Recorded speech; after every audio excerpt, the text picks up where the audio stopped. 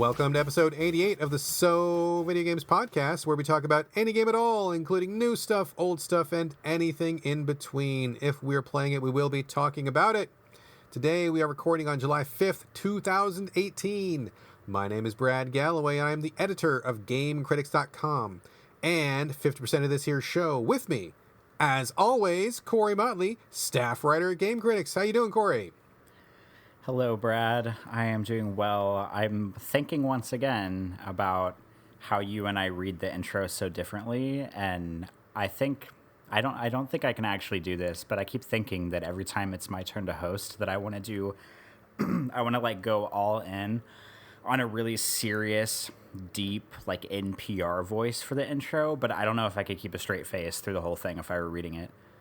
We should try to switch it up one week. Like one week, I'll be like quiet and I'll be calm and like really, sane. And then you do like the crazy, like high energy, and we'll see if anybody notices. Perhaps. All right. Well, we will decide that on another day. We just got done recording a bunch of banter. So before we start the show, just a reminder to everybody listening, if you are the kind of person who enjoys our non-game related ramblings and various misadventures, you can catch our banter after the ending music plays. Just keep listening past the quote-unquote credits and you'll have it. But for now, we're not going to waste any more of your time. We're going to get right down to what I hope and assume you came for, the games chat. So we've got a lot to talk about this week as we get back into our regular schedule. Let's just kick things off. Corey, you ready to roll? I am ready to roll, Brad.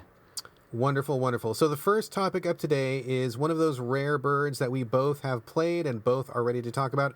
It seems like that doesn't happen as often as it should, but I'm very glad that it happened this week. And the subject is The Awesome Adventures of Captain Spirit. This was a free download put out by Don't Nod Entertainment, the people who made Vampire, which we talked about a couple weeks ago, and also the people who made Life is Strange, and also Remember Me. These guys are really up-and-comers and really garnering a large fan base, and not without good reason. So Captain Spirit was something they announced at the recent E3, and they said that this was kind of like a standalone series to help get people to see what they're doing with Life is Strange. Now, although this does not function as a sequel to either of the previous Life is Strange narrative time travel games, this is in the same universe, and apparently the star of Captain Spirit, who is a little boy, will be in some capacity in future Life is Strange games. So they let this out to the public for free to give them a kind of taste of what they're doing, see what kind of story-oriented, choice-oriented gameplay they were coming up with. And it's kind of a standalone thing. You can finish it in about an hour or 2 hours. And Corey and I have both played it, which is amazing. So that's basically the gist of it. Corey, first of all, before we get into Captain Spirit, do you have any experience with Don't Nod or with Life is Strange specifically? I played the demo for Life is Strange, the first, not the prequel Before the Storm, but the first, I guess, I don't know if you call it like a season or series of Life is Strange. They had a demo of it, and I don't know how long it was, but I played, it's basically just like the beginning of episode 1 of that, and I played it, and I did not finish the demo because the writing in it is so horrible. I could not even, Brad. The writing is so, and I feel like we talked about this on the show a really, really, really long time ago, but I went into that demo and came out thinking that it felt like it was written by a bunch of 55-year-old white men who thought they knew what hip, young, female, teenage lingo was. And it just fell super flat for me. And I know the game has a huge fan following. I know, everybody on Twitter is like, oh, I cried in every episode, and it's so sad. And apparently there's, some lesbian shit in it, which, I'm all for, on, gay rights issues and everything. But I just could not get past the god-awful writing in it, and I couldn't even finish the demo. All right, that was what a lot of people said at the time, for sure. I remember many people feeling that way. I did play the first episode in its entirety, and I had a similar feeling. I didn't really like the writing that much, and I remember having some issues with the gameplay, which we will actually talk about when we talk about Captain Spirit. So I kind of bounced off of it, and I didn't think too much about it. But after the second and third, I think ultimately there were 5 episodes in the first season. People really came around on it pretty strong by the time that episode 5 came out. And I was seeing a lot of people talking about it, like as a series for like a game of the year consideration, or at least something that people definitely should play in a critical sense. So I bought it. I'm going to come back to it because I heard enough people say that, yeah, it was rough in the beginning, but it got so much better towards the end that I would be willing to give it a second chance. So I will come back to it at some point. So with that in mind, we both played Captain Spirit. And like I said, it's about a little boy. Well, I'll give you the gist of the story, and then Corey, I'd like to hear your impressions. So what happens in Captain Spirit? Again, free to download on, I think, pretty much every system. You start off as a little boy, and I don't remember what his name is. Do you remember what his name is, Corey? I want to say it's Chris. It could be Chris. That sounds right. Okay. So you play as this kid, possibly named Chris, and he is home with his dad. It's like a cold winter day, and he's not in school. He's got, it must be Christmas break or something like that. School's out. And he wants to just play all day long. So he has some toys. His dad's watching a basketball game. And you're just kind of like let loose in his house to do whatever you want. You start off in Chris's room, and there's stuff scattered about that you can look at. He wants to pretend to be a superhero. He calls himself Captain Spirit or whatever. And he pretends to have like telekinetic powers. And so you're just kind of roaming around the inside of his house, looking at stuff, clicking on dialogue, and you can have like a bunch of different choices you can do. And if you don't know what to do, you can push the touchpad, and it'll give you like 6 or 8 different objectives in the house that you can do. So in case you need a little bit of guidance, you can look at those things. It'll give you an idea to point you in the right direction. So it's third person, and very limited inventory, not a lot of, I don't think there was even maybe like 1 or 2 QTEs, not very much, but kind of just like exploring the environment, almost like a modern day point and click sort of a thing. So Corey, what was your general impression of Captain Spirit? Okay, Brad, I have a secret to tell you, and you can't tell anybody I told you this. I'm not going to tell a word. No one knows. Between you and me, that's it. All right. I didn't finish this demo because I thought it was boring. All right, so this is a really short demo. How far did you get? I made it outside at one point. I was playing with stuff in his room. I finished his superhero costume, and I had breakfast with the dad, or breakfast he cooked for his son. And then I like bounced around in the house some more, and I didn't really know what to do because it gives you objectives, but they're not really like concrete on what to do. And like there were like some toys on the floor in his room, and I picked up the toys and started playing with them. And then it entered this like really like kind of like long and uninteresting cutscene where it's just like you watching him play with his toys. And I was like, okay, this isn't interesting. And then there was a different toy on the floor, and I was like, well, I'm not going to play with that toy because I just saw what happened when he played with those other ones. Like, I don't want to sit here and watch this 30-second cutscene of this like kid like, moving his Hot Wheel cars around on the floor. It's not interesting. And so I went outside, and like there's a treehouse. There's a snowman out back. There's a treehouse. I like rebuilt the snowman a little bit. I went up in the treehouse, and there's like some stuff to look at. And then there's like a point where he like sits on the ledge of the treehouse, and he's like looking out at like the snowy landscape. And this like song starts playing, and it's just like all these camera angles of the neighborhood.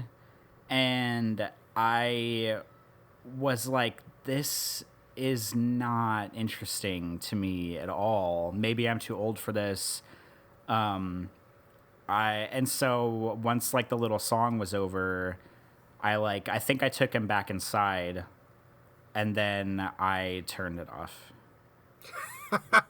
So you were not won over by the emo soundtrack and the very obviously intended to be emotional little vista point where you're supposed to just be contemplative and just take in the scenery and feel at one with at one with, you know, the world and find inner peace. That moment didn't grab you. It didn't grab me because I don't think it quite earned the moment yet, because by the time I got up to the treehouse, I like still didn't really understand what was going on or what I was supposed to be doing. And so it like the treehouse like part, like it wanted you to be like introspective and like warm and you know, kind of like light and I don't know, maybe like intimate, if you will. But I felt like the demo thus far hadn't really like done anything to earn like that payoff of like, oh, I feel good just like sitting here like listening to this like emo acoustic song while this kid sits in the treehouse.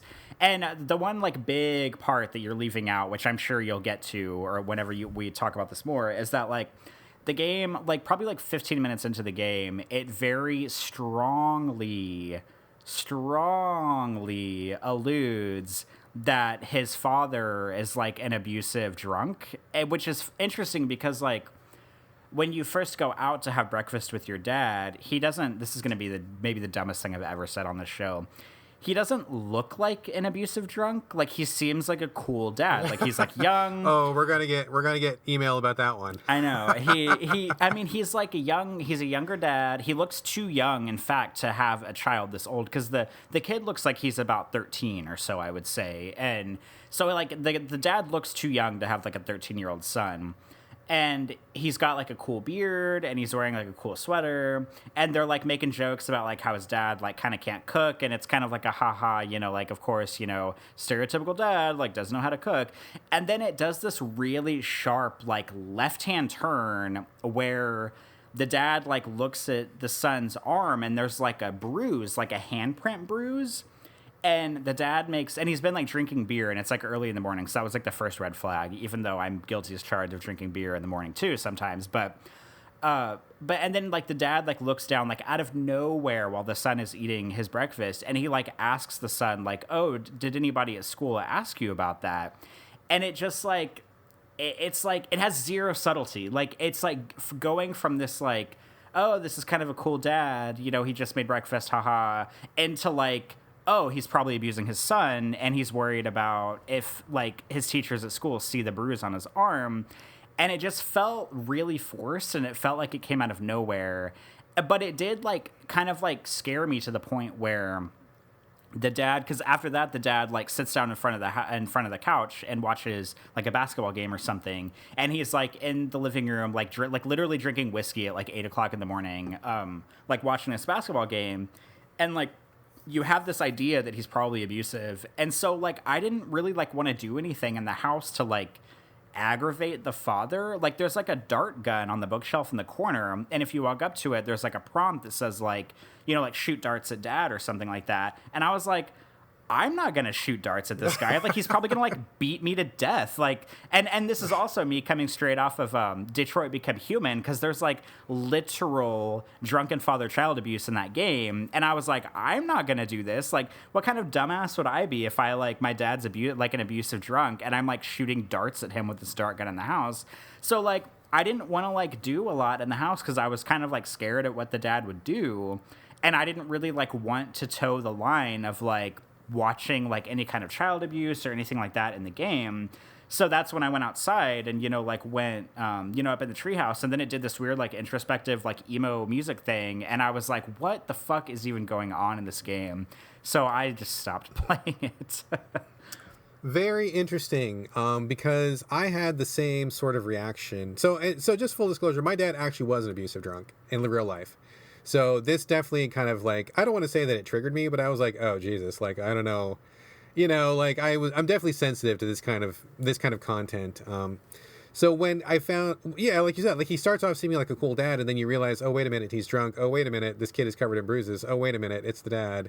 That really put a different spin on things. So I mean, it's interesting that they tried to go that route in such a short demo. I mean, this game is only like, you know, hour or 2 hours long or something. But it definitely did make me very hesitant to do anything in the house because, for exactly like you said, I was like afraid of pissing off the dad because I was waiting for him to snap and like, you know, start beating up the kid or yelling at me over nothing that was really my fault, you know, because that's what, you know, certain drunk dads do. So it's funny that we both had that reaction. Although I did press ahead because I did think that it was interesting to see a lot of this game from the perspective of a child. And full disclosure, my son was beside me as I played through this. And I wasn't sure if it was going to be appropriate or not, but we really believe in parental guidance in this house. And I figured that drunk people are a real thing and people getting abused is a real thing. So even if that did come up, I would be right next to my son and we could talk about it. And we did. Like, he had questions and we talked about it a lot. He asked about the bruises and I explained that, you know, some dads are like that and, you know, I'm not, and some are, and, you know, like, you know, just we kind of covered that. So it was a good learning moment. So I really appreciated that some of those issues it brought up gave me an opportunity as a father to kind of discuss those things and to see examples that were kind of like, you know, relatively safe. Like, I didn't have to actually see like a bruised child in real life to discuss the potential of, you know, parental abuse or something like that. So from that aspect, it was interesting. And I did kind of also enjoy the sense of being a child going through the environment, like trying to dress up in a costume, because my son plays dress up all the time. So I thought that was pretty cute that the guy in the game like makes a helmet or a mask, he gets a cape or whatever. I mean, that was really like very, very relatable to me. And like playing with the toys and a lot of the stuff that the kids said in the game, I could very easily imagine my own son saying like in real life. So I kind of enjoyed it from that perspective. And the kind of like seeing through a child's eyes I thought was pretty good. But actually playing, like literally playing, I did not enjoy it that much. And it really reminded me of one of the things that I really disliked about Life is Strange, is that when I play these games, I kind of play them like as myself, like what makes sense to me. Like, I don't go through these games and poke in every single corner, and I don't click on every single thing, and I don't read every single piece of dialogue. Like, I want to play it in a way that makes sense. And I find that if you play it that way, you are at a real disadvantage because you are going to miss out on things that are not obvious. And so I didn't want to do anything that was going to disturb the dad, so I tried to avoid some of those activities. I didn't want to like mess with his phone, or I didn't want to shoot him in the head with darts. And I was even afraid to go outside because I was like, well, what if he gets mad that I'm opening the door or whatever? And so I didn't want to do that. And also some of the things just seemed really boring. Like, why would I look at the wax paper in the kitchen? Like, there's nothing interesting about that. I'm a kid. I'm not going to go look at the wax paper. But if you didn't click on every single thing in the house, you missed out on a lot of the things that would advance the story. So that was exactly what happened to me in Life is Strange as well. Like, I finished that first episode, and when I got to the episode, I had only done like half of the available activities, and I'm like, whoa, how did I miss so much stuff? Well, it's because I wasn't being fucking nosy all the time. Like, when I see somebody throw something away in the garbage, I don't go pick it up and read it. I'm like, they threw it away. I'm not going to bother them. That's not my business. You know, like, you can't play these games thinking that things are not your business. You have to be a complete fucking snoop, which is, you know, it's hard for me. Like, it doesn't feel good, and it's not how I play. So that was difficult.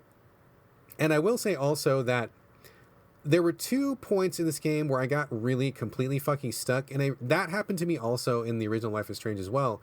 At 2 points in this game, you have to find numerical codes. And not only is that a stupid thing, because in real life, numerical codes can be anything. I know that in games, they always want you to like look around your environment or use a clue or go back and review the dialogue and someone will tell you a clue. That's not realistic. I mean, if you were to pick up my iPhone, there is no way in hell you would ever guess what my fucking unlock code would be. If you went to my computer, there is no way in hell you would ever guess what my fucking password would be, because it's not my birthday, it's not my wife's name, it's not anything that anybody would guess. And I don't have it written down next to the computer, and it's not, you know, it's not like on the brim of my hat or anything. Like, it's not anywhere you can find it. And so in my head, it didn't make sense to look for the codes in the house, because why would anybody do that? But one of those codes, you had to just find a random number in the house and then just assume that was the code. And the other code, which was the one you needed to unlock your dad's phone, because that was one of the objectives, there was literally no clue anywhere in the game what that was. You had to just like make this intuitive leap and just guess at what it was. And I'm sorry, but like no one's phone unlock code is like 16 numbers long. Like, that's just not how a phone works. So I got really, really stuck, and I had to look up a walkthrough for this like 1 hour demo. And I'm like, man, this is not fun. Like, this should be just about the experience. It should be pretty free flowing. It should let me get through it, no problem. And getting stuck twice in the demo did not give me a good feeling. But overall, I thought it was interesting. I'm not going to spoil how it ends, but there is definitely a little twist at the end. And I still want to go back and play Life is Strange just to kind of see what I missed out on. Because, like I said, there were a lot of people who gave that a gold star. After playing this, Corey, it doesn't sound like you're interested in seeing more of Chris or more of Life is Strange. Were you motivated at all to go back and check out the other stuff? Would you be interested in playing this kind of thing from Don't Nod? I would not be. That is what I thought. And that is why we are a good balance on the So Video Games podcast. So I don't have anything else to say. I mean, other than the fact to just remind people it's free. It's like 1 or 2 hours. You can check it out. And don't bother searching for those codes. Just look them up online because they're bullshit. But I thought it was worth playing, especially since it's free. Would you recommend it or nah? I wouldn't because I didn't like it, but this is the kind of game where I can see why people would why people would like it. Same thing with Life is Strange, but it's just not. It's not to my taste. Which that's not to say that I'm too like highbrow for a game like this, because I talked about Detroit Become Human and I liked it a few weeks ago, and that's like not. It's like not. The game thinks it's highbrow, but it's not in any way. It's just not. I'm just not interested in the kinds of stories that these games seem to be telling, I guess, is what I can say. Gotcha. Fair enough. So that's all we have to say on Captain Spirit, but you can check it out for yourself. Download it. I think it's on PC, Xbox One, PS4, and it is free, and it's only like 1 or 2 hours. You can get through it really quickly. Before we get to the next topic, Corey, just a quick question, because now that you mentioned Detroit, Gamefly actually sent that to me, and I wasn't sure that I wanted to start it. Just really quickly, how long does it take to finish that? Not like, not seeing all the different endings or whatever, but just like, if you want to just one and done, go through it once, like how long do you think that game is? Man, I wish I would have been keeping count whenever I played. I want to say it's like in the ballpark of like 10 hours or so. Wow, okay. Good to know. I may play that this week. I may not. We'll see. I got some other stuff lined up. But anyway, moving on. Last week you talked about Prey kind of unintentionally, because I think the original goal was to have you talk about Mooncrash, which is the DLC. We had a little bit of a screw up with PR. They sent us the wrong code. We couldn't access the game, etc., etc. But we've got that squared away. And as far as I know, you have spent some time with Mooncrash. Is that correct? Yes, I've spent approximately 9.5 hours with Mooncrash. So, Corey Motley, after 9.5 hours of Mooncrash, the DLC standalone, although you do need to have the actual main game, what do you tell us about Mooncrash and what you thought of it, sir? All right. So I want to point out before we even begin that last week, like you said, I was talking about how Bethesda PR sent an Xbox One code for the DLC, even though they gave me a PlayStation 4 code for the original game that I reviewed last year.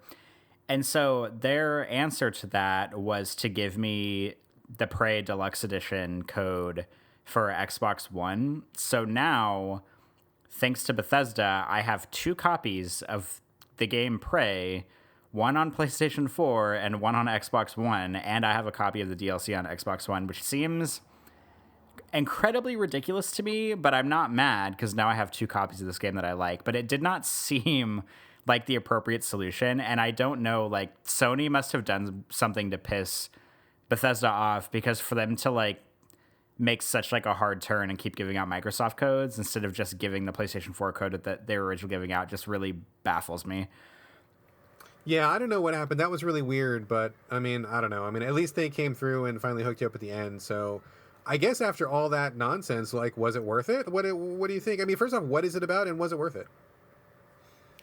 Okay, so Prey Mooncrash is a DLC that is unrelated for the most part to the main plot. It's not like a continuation of the characters. It's not like a prequel or anything. It is a roguelite, which is interesting because if anybody's at all familiar with me on the show, you know that I'm not into roguelikes or roguelites, and Brad, you are. But this is kind of an interesting mishmash because Prey was my number 2 game of the year last year. I really adore it. I've played it twice. I've played it more on top of just playing it twice. But I don't like roguelites. So it's like, here we have the setting and the mechanics for a game that I love in a game mode that I don't love. But the point of Mooncrash is you play as a guy who's on sort of like a satellite base outside of the moon. He's contracting for a company, and he lives in like a really tiny kind of like space station room. It's basically just like a bunk bed, a computer, and like a restroom, and that's it. And the people that he works for, they send him a little robot drone thing, and these are in the main game too. And he hooks it up to his computer, and it lets him run a simulation of an outbreak that happened on the moon of the like I forget what they're called, like the mimics and stuff, like the alien outbreak on the moon. And so technically, like, you're playing as him, playing kind of like a VR game, if you will, but really you're playing as like the characters in the simulation. So you start out, there's 5 characters, you start out with 1, and you have to find the other characters in the simulation in order to unlock them for future playthroughs. And the big like meta objective here is to go through an entire playthrough with each of the 5 characters without dying and getting them all off the moon, because there's several escape methods for getting people off the moon. Like, there's escape pods. I think there's like 2 or 3 escape pods. There's a shuttle that you can just manually fly out. There's like this like alien portal thing that you can like open this containment unit and like jump. I guess you like jump into it. I haven't done the sitting yet, but you like get into it and I guess it like teleports you somewhere. There's a computer system where you sit in a chair and it like uploads your consciousness into this like computer drone thing. And I mean, technically that counts as a way for you to get off the base. So there's all different kinds of stuff like this. And the big objective is to get all 5 people off in one run, but there's a lot of variables going on with this. So wait a minute. So that sounds like a lot. I mean, are you able to switch between them at will once you get them unlocked, or how do you even get 5 people off when you're only able to control 1 at a time? Like, because this is still first person, correct? It's still first person. And the big answer to your question is I don't know, because this I like Prey Mooncrash. I like it. I don't love it. But the more I play it, the more insurmountable that objective seems to me. And let me explain why, because there's a lot of stuff going on in this.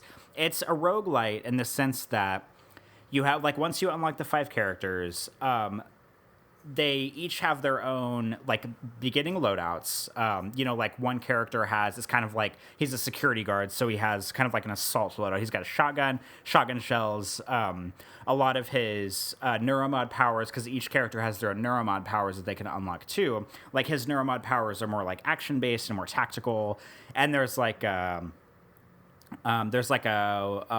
janitor woman. She's not a janitor. I'm thinking of somebody else. But there's like an engineer woman, and she like starts with the wrench, and she starts with like a little jetpack thing, and she like has her own neuromod, set that you can do. And if you start playing as one of these characters, if you die at any point in the simulation, the character dies, and then it boots you back to the menu to select one of the other 4 characters to play as if you have all 4 of them unlocked. So you can keep playing until all of them die or all of them escape, or you can reset the simulation on your own if like things are way too hot and heavy. But the interesting thing is that a lot of the gear that's around the world, and this is a pretty big, like, let me set up the scale for this real quick, because it's a pretty big area to explore. You start in like a little engineering room, and you exit into kind of like a little crater area, and those are 2 like pretty safe zones for the most part. And then you go through a hallway, and it goes to a big central crater area, and then you have 3 like levels that are off the crater area. You have a laboratory area, you have the crew quarters, and you have like a mining facility kind of area. And you can get to one of those from the central crater area, and you can either go back to the crater to go to one of the other ones, or there's a tram system that runs where you can just go directly to one of the 3 areas. But there's a lot of variables. Like, sometimes the tram won't be working, so you get there and you have to like solve something to get the tram working. Sometimes one of the areas won't have any power at all, and so you have to go back to the central area because there's like a power station. You have to get these like battery things to put in. There's just like a lot of stuff. And then to top it all off, there's a corruption level in the system itself, in the simulation, and there's 5 levels of corruption, and it takes about 10 minutes or so to get up to each level. And every once in a while you might stumble upon, there's like a manifestation of what looks like an hourglass in the game, and if you use it, it sets back the corruption a little bit. It won't dial it back an entire level, but it'll dial back the meter some. So if you happen on those, then it's a pretty good tactile thing. But if the corruption gets up to level 5 and then it gets up to level 6, the simulation crashes itself completely if it gets up to level 6. So not only are you trying to get all 5 characters off the base without any of them dying, you are fighting time. Time is against you because you have to do it before the corruption meter gets all the way up. And every time the corruption meter goes up a level, the enemies get harder and more abundant. So it's like really to get out, you really have to be tactical, but you also have to plan really well, and you have to hope that like the random drops for stuff really go your way. But the thing that makes it a roguelite instead of a roguelike is if you find neuromods in the environment and use them to power up your special abilities, those power-ups stay. Even if you die and even if you reset the simulation, you keep those power-ups. You don't keep the neuromods, so you have to use them, but you keep the power-ups that you get from them. So that's kind of a good thing that works to your advantage. And you also get points for everything you do. You get points for hacking computers, you get points for killing things, you get points for escaping, you get points for finding dead bodies.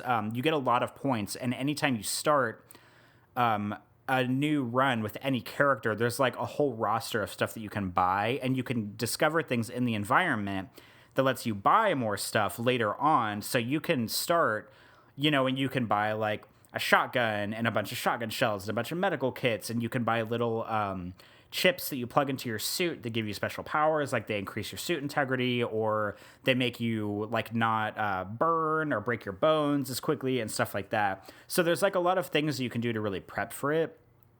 But this game, it's really hard. I enjoy it. I think it's interesting. And one thing that I really like about it is every character has their own unique story objective, but you don't have to get all 5 of them out to complete that story objective. Like, for example, the security guard assault guy, like his story objective is to escape. Like, they all involve them kind of escaping in a certain way, and his involves getting in this like containment unit, and he has to like stock it with food, and then the containment unit gets launched out into space, and he uses that to kind of like get to the moon or get to some, I don't know, station or something like that. And every time you unlock one of their story objectives, there's just like little tidbits of story that get unlocked, but also more variables in the environment unlock for the next time around, which often make things more difficult. So, I mean, there's so much stuff going on here, and I know I just explained a lot of stuff, and I know you're more into the roguelike and light category than I am, but before I talk anymore, is there any questions or anything that I should clear up about anything so far? No, I think I'm with you. I think I'm following. I mean, it sounds okay, I guess, but like, for me, I wasn't a fan of Prey, or I'm not really like the biggest fan of the style of game in general. And like, from what you're describing, it sounds like 9 Degrees of Awful to me. Like, with the corruption and the different. I'm listening to you. I'm like, oh god, I don't want to play this at all. Like, I want to get away from this. So I hear what you're saying, and it makes sense, and I assume, I mean, to answer my own question, I guess, I mean, it seems like maybe you take one of the characters, if you escape, you just automatically start with, like, the next one and just have to go through them in a row or something like that, but I don't know. I mean, like, overall, I know you're not big on, I mean, I don't know, like, what is your 10,000-foot view of this? I mean, how do you feel about it overall? Well, the interesting thing is, like, this is a category of game that I don't like at all, but because it's Prey, I really just loved the idea of having a new area to explore, because the areas in this DLC are not recreated from the game itself. It's like totally new space. So having these characters to play as, that each have their own unique abilities, that each start with their own weapons, and just being able to like explore a new base and, kind of like real, because I mean, in a game like this, there's a lot of pressure, and the stakes are really high, and I really appreciate that, because I like occasionally, I like when stakes feel high in a video game. I mean, in this one, if you die, you die. You move on to the next character, and then if you die with one character, you automatically forfeit the chance to get all 5 of them off unless you reset the simulation yourself and try over. So exploring everything made me really happy, because it was more of that gameplay that I really love, getting in and out and kind of stealthing around and reading people's emails and searching cabinets and, looking for alternate routes to get in and out of areas, and having like a vague idea of what kind of objective you had to solve, but really like figuring out, how to get there or how to do it or whatever. But the more I play it, the more I'm realizing how absolutely, I mean, the best word I can think of, and I've said it before already, is just insurmountable. Like, how insurmountable it will be to actually get all 5 of these characters off the base, because the game only gets harder the longer you play it. because of the corruption levels going up. And like sometimes there's, you know, the drops are random every time, like the loot you pick up off of dead people is random every time you start the simulation back up.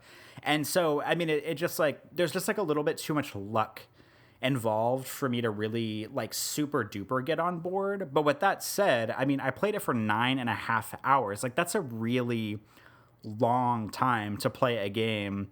You know, so that definitely says something. Like, whenever I played it, it reminded me a lot of the first time I played Prey, where I would sit down and play it in, like, 8-hour chunks, and I just loved getting around and exploring and just seeing the ins and outs of the base. But with this game, like, I don't like it as much as that, because it's a different scope of gameplay. But, I mean, I still like it, and I still recommend it, I guess is what I'm trying to say here, is that if you liked the original Prey, I think this is good enough. I mean, I've seen a lot of people online like writing reviews and tweeting about how, like, you know, this is Prey at its best, and like I honestly don't think that's true. I don't think the roguelite category is Prey at its best, but I do think it's an interesting spin on the regular game that kind of makes you play it and think about it in a different way. But there's just a lot of variables involved and a lot of objectives involved that make it very difficult and very just complex to get around, and like solving some of the people's story objectives is just really difficult. Like there's one character where I was talking about the Mimic Portal earlier, like one of the characters, their story objective is to exit through the Mimic Portal. But the shitty thing is that the Mimic Portal, the Mimic is in a like broken containment unit. So you have to hack, or you have to repair the broken containment unit, and then you have to hack the computer that manipulates the containment unit. But the character that you need to get out through the Mimic Portal does not have the repair nor the hack abilities. So you have to make it one run through and repair it with one character with the repair ability, make it through a second time with the character with the hack ability, and then make it through a third time in order to get this character off the base going through that portal once it's open. And it's just like, there's just so much going on that it's really hard to like see myself wanting to commit to that and play it enough to like really see that kind of objective through. But I do like what's going on here, but it's just, the gameplay is just a little too different for me to like love it, but I do like it. Wow. Okay. Well, I am definitely out on this one. I didn't like the main game, and God, from what you're saying, it just sounds like the kind of thing that I am 100% not up for right now. I'm gonna just pass on that because I know it's not for me. But I guess if anybody listening likes the sound of what you're describing, I mean, go for it. But yeah, I'm gonna pass. So, any final thoughts before we move on from Mooncrash, Corey? I have one small stat to share before we move on, and I did this when I played the original Prey 2. Okay, yes. Please roll ahead, yes. Do you know what I'm going to say? I don't know, but I am prepared to laugh. I think it's going to be funny. Okay, so I took a sample through through a couple of my playthroughs of load times in this game, and I averaged them. Oh, that's right. Okay, go ahead. Yeah, because the first Prey had horrible load times. I can't remember what my average load time in the first Prey was, but I think it was like 59 seconds or something like that. Prey Mooncrash is, I mean, keep in mind I'm playing on an original Xbox One. It's not an Xbox One X. It's not the One S. I mean, I was playing the original Prey on a PlayStation 4 Pro, so that might have helped the performance, whereas the Xbox One is not as powerful. It's a little more outdated. Out of a 12 sample, and all but one of these is from just going from one environment to another, the load time between those doors. Would you like to take a guess at what my average load time was? I will say probably something in the order of 75 seconds. No. More or less? More. Oh, fuck, more than that? What, 90 seconds? More. Oh my God, holy shit. Well, whatever it is, it's too much. How much was it? My average load time was 1 minute and 42 seconds. Holy shit. That is, I mean, not that we're like tech nerds or anything, like we don't often talk about specs and stuff, but that is a long fucking time. That's so long that I would start to wonder, does something lock up? Should I go and restart my Xbox? Like, I would be worried. Was that like every single time you went just between any two areas? It was, and keep in mind that some of the areas you can explore for a long time. Like you can be in an area for 20 or 30 minutes, but that doesn't negate the fact that you're sitting there for damn near 2 minutes every time you have to move between areas. And honestly, sometimes there were a couple times where I started at Mooncrash and thought to myself like, I don't even want to play this because I'm not patient enough to sit through the loading screens. Like I could be playing something else right now. And I mean, wow. a minute. I mean, yeah. You can only eat so many sandwiches, right? Like you can't make a sandwich every time the game has to load. I mean, you can only check Twitter so many times. That's a lot of downtime. That is a lot of downtime. And as I get older and as my free time dwindles, stuff like that really starts to bother me after a while, where I feel like nothing good is happening and you're just wasting my time. And that to me would be really concerning. So like, I guess out of the 9.5 hours you played, how much of that time do you feel like was load time? Like an hour of that, hour and a half? I mean, if we're talking about waiting 2 minutes every time it loads and me playing for 9 hours, I mean, I don't know, maybe an hour of it could have been loading times, maybe 45 minutes or so. I mean, Prey has a lot going on. The environments are large. There's a lot of enemies and a lot of stuff that it has to load in every section, but I mean, 1 minute and 42 seconds for every load screen is just... I hate to be that guy that's like, oh, your loading times need to be shorter because it seems like such a dumb alpha male video game thing to say. But I mean, Jesus Christ, 1 minute and 42 seconds. Like, it's absurd how long these load times are. That is ridiculous. Okay, even more reason for me to not play it, and I was already not going to play it.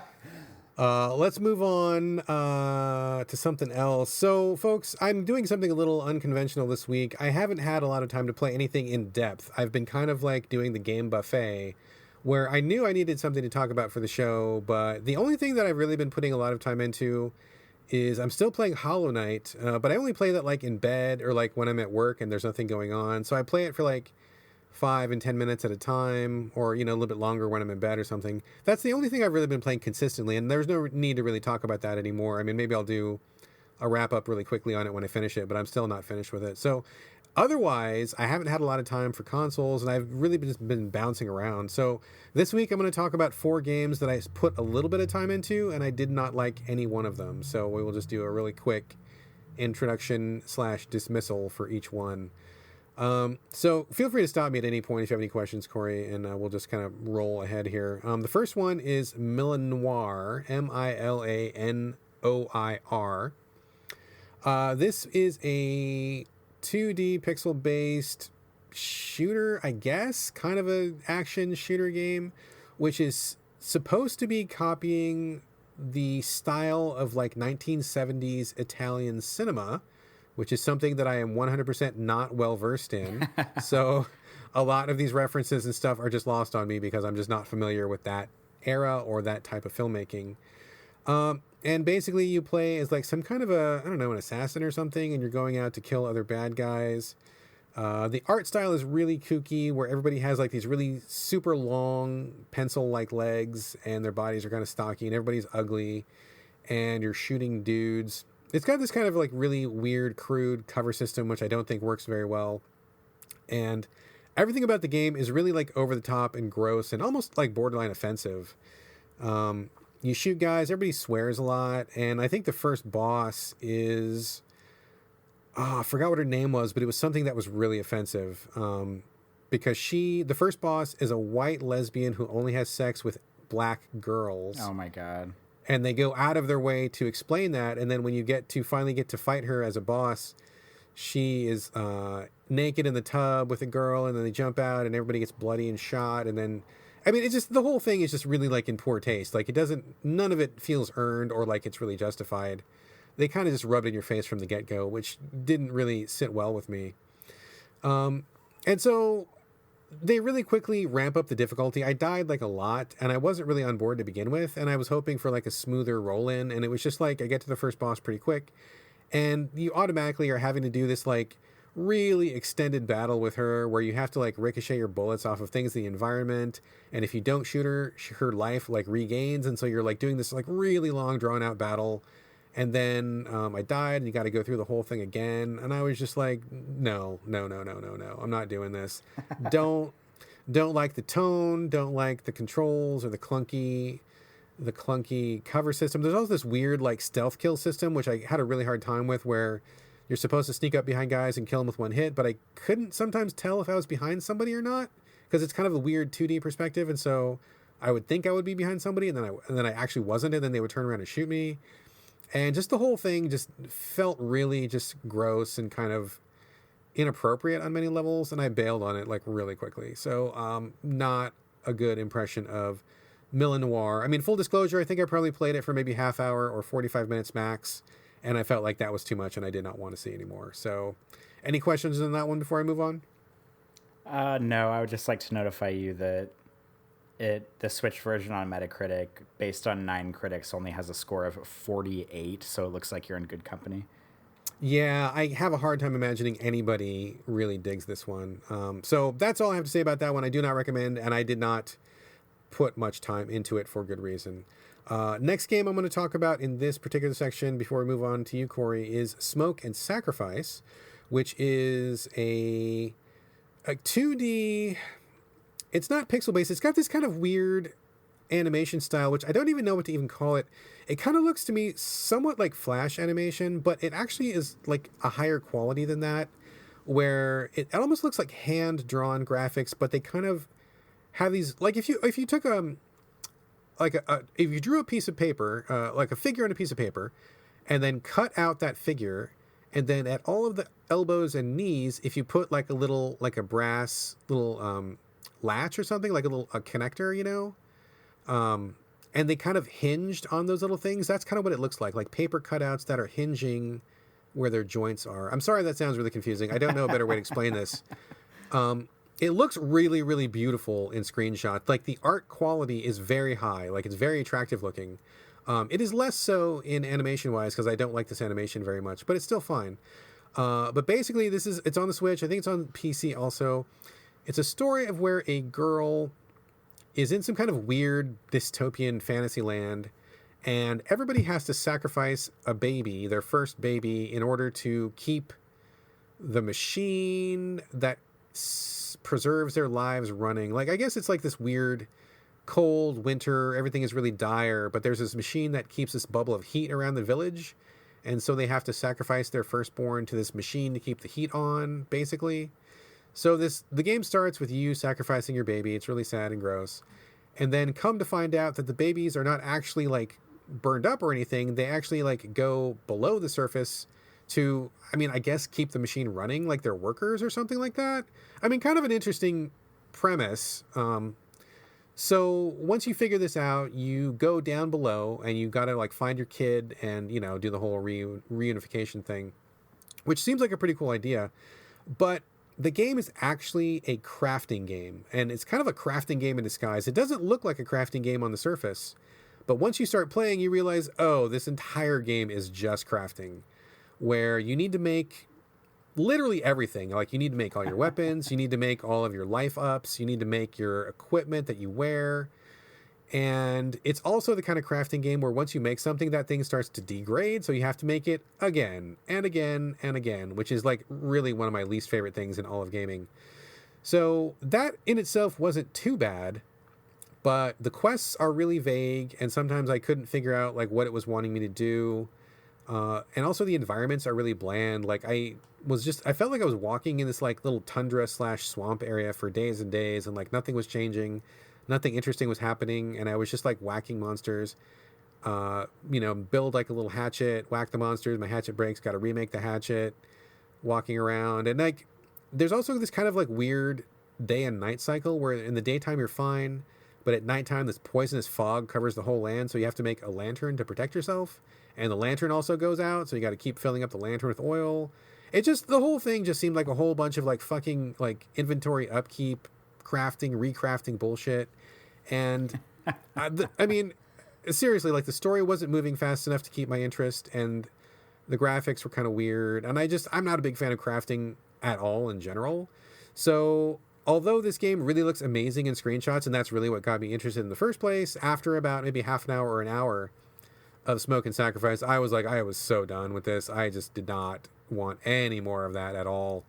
If there had been some more hooks, like if the story kept going with a good pace, or maybe even if you just had to make something once and it didn't wear out, that would be fine. But like the thought of like collecting resources and then making something and then collecting again and remaking the same thing just so you can keep going, really not interesting, not exciting. It feels like a giant fucking waste of time to me, and I do not think that was a good premise for this game mechanically. As much as I wanted to see how the story turned out, and as cool of an idea it was, I just no. I stopped. So bailed on that after about an hour, and that was all she wrote. Any thoughts, impressions, or do you perhaps have the Metacritic rating of that one? Oh, I don't. I should have looked it up. I looked up screenshots while you were talking to see what it looked like, and it does look really pretty. It kind of looks like Bastion in screenshots to me. A little bit, yeah. Kind of similar visually. The animation's different, but like in screenshots for sure. I don't have anything specific to this game to say, but I do just want to tell you that I admire your ability to continually try just about any game life throws at you, even if that means playing it for 15 minutes and deciding that it's not very good, because I feel like it's very easy, and I do this a lot, to get caught in the circle of only playing games that you think you'll like, which is a reasonable thing to do, because why would you want to play a game that you don't think you're going to like? But I mean, we've talked like on the show about me just talking about Prey, like talking about roguelikes. Like like there's been a lot of times and I've seen a game on like PSN sale or on a Steam sale, and I've been like, oh, that looks interesting, and then I look at the first line of the description for the game and it's like, oh, this top-down roguelike, and I'm like, well, never mind, like give me as far away from this as I can be. But like I just like admire that you always come to the podcast with these like off the beaten path games that I've never heard of, and that you're willing to give them some of your time even if you don't like them, and then you have to come to the show every week and talk about how much you don't like these games, but but I'm glad that you tried them either way, because it's I think it's noble of you. Well, thank you very much. I mean, number one, I need content for the podcast, so this helps to kind of give me something to talk about. And also, like, I mean, I just never know what I'm going to like. I mean, sometimes I come across something where it doesn't seem like my cup of tea, but I'll give it a shot, and then I'm like, oh, this is actually better than I thought, or oh, there's a twist that I didn't expect, or something, something will grab me, and you just never know. I mean, there's been so many games where if you look at the cover art or if you just read a description, you're like, oh, that sounds like horse shit. I'm not going to play that. But then you get into it, and for some reason it connects, or there's something about it that you find is special. I mean, there's been, just a number of examples over the years where something I thought was going to be trash ended up being really good, or at least really interesting. Like, maybe not good in the sense that it became a favorite, or that I loved it, or that I would even recommend it, but maybe I learned something from it, or maybe I saw a new aspect of design I hadn't seen before. Maybe the game didn't work, but that one thing was cool, or something. I mean, I can't say that I get a benefit from every game that I play. I don't think that's true, but I think from a lot of games, I do learn something. At the very least, I learn what not to do. So that's something you can always take away as well. So that's all I have to say about those two games. I do have two more games to talk about, but before we get to those, let's switch back to you real quick, Corey. You were talking about a game that so you have pulled a Brad this week. You've pulled out a game that I have never heard of. I have no idea what it's about. I have no idea where you found this. I know fuck all zero about this game, which is pretty unusual for me because I spend a lot of fucking time reading about games. So please, sir, the Painscreek Killings. What the fuck is this? Where did you find it? What is going on? What is even, Corey? I feel like now that I'm getting into PC gaming a little bit, I can like pull these quick ones on you, because like there's a hell of a lot of stuff going on over in the PC gaming world that you're not as privy to because you don't really do PC gaming a lot. So maybe I can keep you on your toes a little bit with these silly, PC indies that I keep coming around to. Yeah, you got me there, man, because it's like, theoretically, I would want to be in the PC indie scene because I do love indies, and I love experimental games, and I love small games, and I love cheap games, and PC has all of that. But I have to say, number one, I absolutely despise playing any game with a mouse and keyboard. I can't do it. I just can't. I'm allergic to it. I can't do it.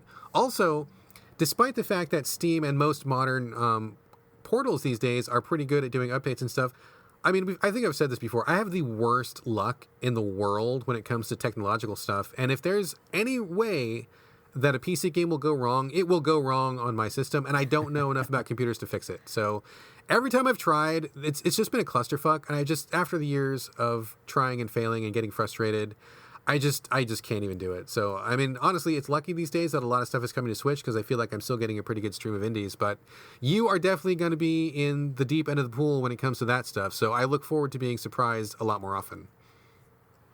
Good, me too, because the thing that I like about Steam is that I often surprise myself with the stuff I find on it that I've never heard of before that I end up liking. That's exactly what happened this week. So I want to apologize real quick because I did pull a fast on you. I was originally going to talk about the Turing Test, which is another PC game, and I have to give a very, very, very huge shout out to friend of the show Joshua Jackson because the summer Steam sale just happened for the past few weeks, and I think like yesterday or today is the last day for Steam sales, actually, for the Steam summer sale. And Joshua Jackson bought me not one, not two, not four, but 3 games on Steam and gifted them to me that I had on my wish list. Oh, what a guy. I know. And he had like brought it up on Twitter and he was like, oh, like what games, because Patrick and I play on the same Steam account because we don't really need 2 accounts. And he was like, well, what games are yours on the Steam list? And I was like, oh, well, some of these, but a lot of them I already own on other systems. I don't really need them.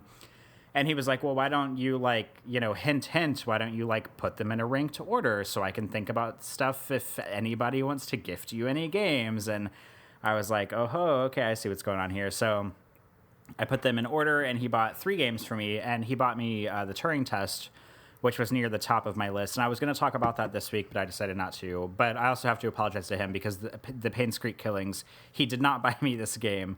I bought it for myself, and I'm talking about it. So, Josh, I will play your games, and I will talk about them soon, but just not this week. So, I often browse on Steam sort of like the walking sim tag category because I bet you browse that pretty hard. I bet you are a frequent browser of that. I am, as you might imagine. And the nice thing about PC is that there's no limit to the amount of them. I'm drowning in walking sims, like swimming and a swimming sim, maybe you could say, because there's just so many. But there's one that I saw last week called the Painscreek Killings, which I will admit is kind of a silly title. But it is a first-person murder mystery walking sim. It reminds me visually and pacingly, that's not a word, but we're going to go with it. It reminds me a lot of... You heard it here first on So Video Games, folks. Corey just coined that, pacingly. Pacingly. Has similar pacing to The Vanishing of Ethan Carter, which is another walking sim that I played on PS4 3 years ago. The visual style is pretty similar. It's really beautiful. But I stumbled upon this game and I downloaded it. Thank goodness I had a demo. I downloaded the demo because I love demos and I played it. The fascinating thing about the demo is that I played it for 3 hours before it even mentioned that okay, hey, your time's up. I don't know if the demo has a 3-hour time limit, but I played it for 3 hours and I was in one section of the map, and when I went to exit that section of the map, it let me know before I walked through the door, hey, if you exit, the demo is going to be over. Do you still want to exit? And I was like, first of all, how courteous of you to let me know that the demo is going to be over if I exit. And second of all, thank you for letting me play your game for 3 hours. That's awfully nice of you. But it was really smart on their end because 3 hours was totally enough to get me so invested that as soon as I hit that wall, I bought the game immediately so I could keep playing it. Ooh, that's a good recommendation. Yeah, I mean, and because sometimes games it'll give you a 15-minute demo, and 15 minutes just isn't quite enough to really figure out if you like it or not. But with this, I mean, I played it for hours, and so I was fully invested by the time it came up. And plus, it was on the Steam sale; it was only $4.99, so. I think it's $20 originally, but I got it for $5, so that was totally a reasonable price. And but let me back up and talk about the game itself. So it's a first-person murder mystery walking sim. You play as a female reporter named Janet. I can't remember her last name, but her first name's Janet. Miss Jackson, if you're nasty. And shit, you went there. You went there. But you play. She's tasked with. There's this little town called Painscreek, which is a silly name, but here we are. And it has been deserted. There's nobody living there. there was a kind of a rich family that lived in this mansion in the back of kind of like in the back of the town, and the wife of the family was murdered like, I don't know, like 10 or 20 years ago or something. And I guess like the town is about to be like bulldozed because it's deserted and nobody lives there anymore. And so your newspaper editor sends you, I think it's a newspaper, but he sends you on like one, like just go one last time and try to dig up everything you can to like really get to the bottom of this mystery, because it's an unsolved murder, if I didn't mention that. Like they thought they knew who the guy was that did it. He got off, you know, he wasn't convicted. And so it's just like no, wait, hold on a second. I gotta call you out on this. Okay. It's an unsolved murder. Think about how rad this fucking game would have been if you got called in for a solved murder. How different would this game have been, Corey? That would be a completely different thing. It probably wouldn't have had a 3-hour demo, that's for sure. You show up, who did it? This guy did it. All right, well, we got to the bottom of that case. Thanks for playing. Yeah, thank goodness that's not what it was. All right. But, sorry, yeah. I just like... No, that's funny. I never thought about that before. But you get there, and the thing that I really like about this game is that, like, as soon as you start it, it straight up tells you, like, there's literally, like, words on the screen that say something to the effect of, like, this game treats you exactly how you'd be treated if you were, like, a reporter or a detective. Like, there's no objective markers, there's no waypoints, there's no, like... It basically doesn't hold your hand. Like the game tells you like you might want to have a pen and paper nearby to take notes, because like the game doesn't really keep a lot of note keeping for you. And I was like, okay, like, you know, maybe they're serious. Like, you know, we'll see what's going on with this. So you start right outside the town gates. There's a little sheriff office you can go into, but there's nobody in it. And it's basically like just this like semi-open world slice of this town, and you just have to keep exploring until you kind of like feel like, I haven't beat it yet, I want to make that clear, to where you like figure out like what you think is going on. And it starts with the murder of the woman, and you can get to like, you can go to the mansion and the door is unlocked, which is great. And so you could just kind of go in and explore the mansion, and a lot of the doors are locked. So it's kind of one of those games where it like holds the carrot like just close enough to where like you feel like you're making a tiny bit of progress and that you know where to go. But sometimes I have felt a little bit lost. And to be honest with you, I've actually looked up a couple of online guides, because there have been a few times where I just wasn't exactly sure what to do, because you have to rely completely on yourself to know what to do. Like there's been times where I found a key to a house, and like I went to the house and there was maybe like a locked door in the house, or there was like I needed some kind of tool for something in the house and I didn't have it. And then 2 hours later, I find that tool and I'm like, oh, damn it. Like, where was that house again? And I have to like really remember how to get there. And the cool thing is you have a camera in the game, so you can take pictures and stuff if you need to. And that's a good refresher. And if you read people's journals or people's diaries, it records them for you so you can look them up at any time. But there's no objectives, no waypoints, no nothing like that. So it's basically just all you walking around this town trying to figure out what happened. And it sounds... I mean, the way I'm describing it probably sounds boring. And this game very likely might be too slow for a lot of people, because it's not... I mean, as far as I know, there's like nobody in the town. It's just you walking around this town, exploring it. You know, you're not fighting people. You don't have weapons. There's no like QTEs or anything. It's just you exploring this town. But there's just something really... interesting and really charming about it. And the fact that I'm like taking notes, like I literally have like 2 notebook pages like full of notes that I've been writing, you know, trying to figure out what's going on to get to the bottom of these murders. And like the more you learn about the characters and the more you figure out, because it kind of turns into like, you think you're going there to discover what happened to this one person that got murdered, but the longer you're there, you kind of discovered that like everybody in the town kind of like died under mysterious circumstances, or there's like a lot of like big players in the town. And so it kind of like dominoes into this, you like figuring out, okay, well, like these like 5 or 6 people got murdered, or like something happened to them. Like I need to figure out, first of all, how the woman that I'm here, you know, to discover her murder, like what happened there. But it's like this big web. It's kind of like a soap opera. Like it's a big web of like all these people that lived in this town, and the history spans like 30 years. So sometimes you'll find journals that are from like the 70s, and sometimes they'll be from the 80s and then like the mid 90s.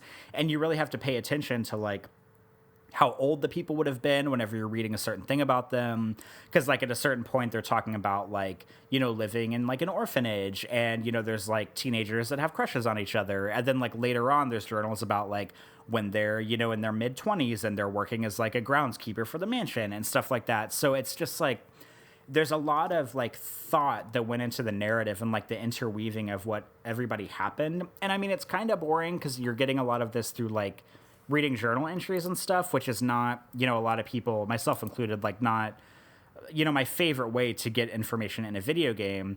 But the fact that the entire game is that, and it's, like, set up in a way where it's like this is what you're doing and that's the only thing you're doing, makes it a lot more interesting to me. Whereas a game like, you know, Resident Evil, where you're running around, like, shooting zombies, but then there's, like, 100 journals that you're reading, like, it just really takes the focus off of what I feel like the main gameplay is. But with this game, like, you know, that's what you're doing. You're going in, you're investigating, you're, like, reading these diaries, you're finding, like, cool, like, secret rooms in the mansion, and you're, like, writing down these passcodes and, like, solving these puzzles and stuff to figure out where to go. And every once in a while, like, this game is not a horror game by any stretch of the imagination, but every once in a while, stuff will happen that'll, like, really scare me. Like, there's a part where I was exploring a hospital, and the cool thing about the hospital in this game is that it doesn't look like every, like, ridiculous hospital, like, from, like, a Resident Evil or a Silent Hill or something. It looks like everything in this game is crafted to look very much like a real version of itself. Like, the hospital, it has, like, wood floors, and it's not, like, grimy, and there's, like, a physical therapy room that has, like, wheelchairs and those floors with, like, the rails that people walk on and, like, hold the rails so that they can learn to walk again. Like, everything, it's just very practical. But there was, like, a point when I was in the hospital, and there's, like, an ID card on a bench that you have to use to unlock a door. And I, like, pick up the ID card and I turn around and I'm, like, walking toward the door I have to use it on. And, like, all the lights in the hospital went out, and it, like, scared the hell out of me, because stuff like that happens very rarely in this game. Like, it's not the kind of game where every time you walk in a building, like, the lights shut off, or, like, you know, a window breaks or something like that. Like, there's only been, like, 3 times in the game where something really scary has happened, and I've been playing it for about, like, 4 or 5 hours. And so, like, those moments have a lot of impact. And, like, sometimes I'm wondering, like, okay, was the town haunted? Like, is there a ghost or something? And it's just, like, there's just a lot of stuff going on. But I'm really liking this game, and, like, it's, you know, it's slow paced. The game does not hold your hand at all. You really have to, like, know what you're doing and write down stuff, and really have to, like, solve these puzzles on your own. But I'm like, super into it, like, way more into it than I thought I was going to be. And, like, it's really beautiful. And I don't know, like, this is one of those gems on Steam where I found it and I was like, this could either be, like, really terrible, or I could really be into it. And thank goodness it's one of those cases where I'm just, like, pretty head over heels right now. All right. So I have a couple questions before I move on. So I guess first off, maybe you said this, but I kind of didn't catch it, or maybe I misheard you. Are there other people in this, or are you only strictly, like, is it like an empty town and you're looking at I know you said journals and stuff, but, like, is it only journals and papers and notes, or are you actually talking to people? Is there anybody in the town besides you?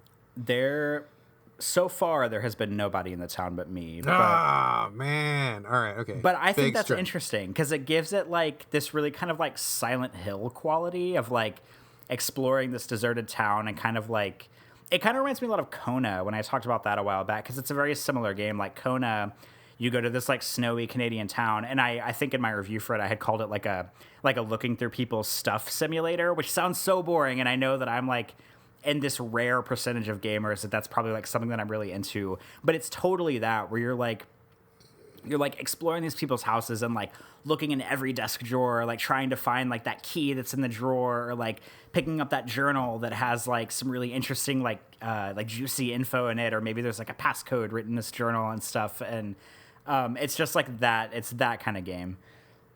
Man, okay, so, I realize this is Corey's jam. Like, this is Corey's shit. This is Corey-ass game. We're in Corey territory. Corey's hometown. This is your stuff, and I get that. But, like, I get kind of frustrated, because I feel like I like narrative in games, and I feel like some of these things would be interesting to me, but I feel like they all basically follow the same template of, like, you're alone, you're in an empty town, there's nobody else around, might be a little scary. You read a lot of journals, and then you get to the end. I mean, I feel like, I mean, maybe I'm overgeneralizing, but I feel like a lot of these games follow that same template, and I would like to play one where someone changes it up a lot. So I'm looking forward to maybe playing some of the ones you've recommended in the past. I think probably the next one I'm going to try is Soma when I get around to that. I have that ready to roll. But guys, it just seems like it would, for me anyway, it would go a lot further if there were other people, if there was more normal interactions, because like if you've ever gone to, so look at this. My wife's grandma died a while ago. I think I might have talked about it a while ago. So my wife's grandma died, and before that, her other grandma-in-law died. I don't know if that's even the right term or not. And then before that, her grandpa died. And we went down to all of those houses to clean things up, because, you got to get the house empty and they're selling the property for whatever. And so, like, I'm just going to say, speaking from personal fucking experience, when you go into someone's house, you can't learn shit from anything. There's so much random stuff in someone's house, and, like, there's so much of it. Like, trying to figure out, there's no way in hell I could go into, like, a dead person's house and, like, I'm going to figure out their computer password by looking at the papers in their house. No way. There's no way. It's impossible. And just, I mean, the thought of that is just, like, I like it when games do it well, which is usually in very specific circumstances and they don't overdo it. But, like, to have that as a main mechanic really just, like, really rubs me the wrong way. And I know that you're okay with it and that's totally fine. I respect that 100%. But, like, for me, it just, like, God damn it. I literally cannot do another one of these. I just can't. So we don't need to talk that into the ground. I know where you feel on that. But let me ask you one more question. So, like, hearing you talk about it, you sound like you really like it a lot, and that's cool. But, like, if you had to summarize in, like, 2 sentences, what is it that puts this game in such a favorable light compared to all the other walking sims that you played? Like, is there what, like, this really, really, like in a nutshell, if I was to say to you, Corey, I really want to play a walking sim and I should play this one because, like, what would you say to, like, try to win me over, just real briefly? Well, I mean, if you were, like, coming at me with, like, hey, out of all the walking sim you've played, I would certainly not recommend this one first. So I just want to make that clear in the beginning. Because I understand this game is, like, way too dense and probably too challenging and probably too obtuse for, like, a lot of people to get on board with. But if, like, you came to me and I thought this was your audience, like, you'd be the audience for this game, I'd probably say, like, it is a walking sim that the story is just interesting enough to keep me engaged and keep me wanting to explore the town.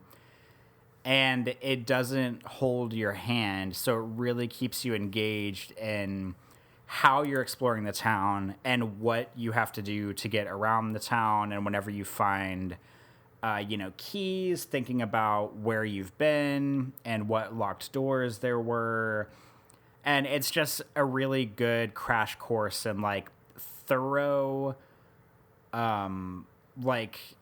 unobstructed exploration of a small town that has this wild, creepy, like, multi-tiered murder mystery backstory going on that has all these residents entangled in each other's lives, like some kind of crazy soap opera.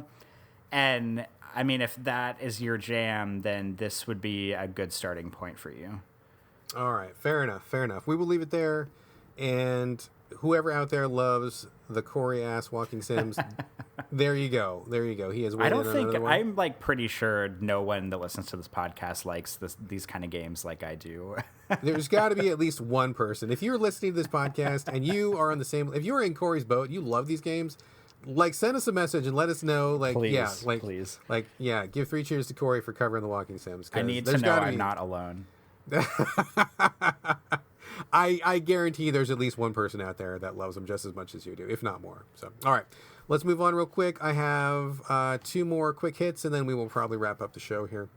So continuing on with my previous format of stuff that I basically didn't like and then moved on from quickly.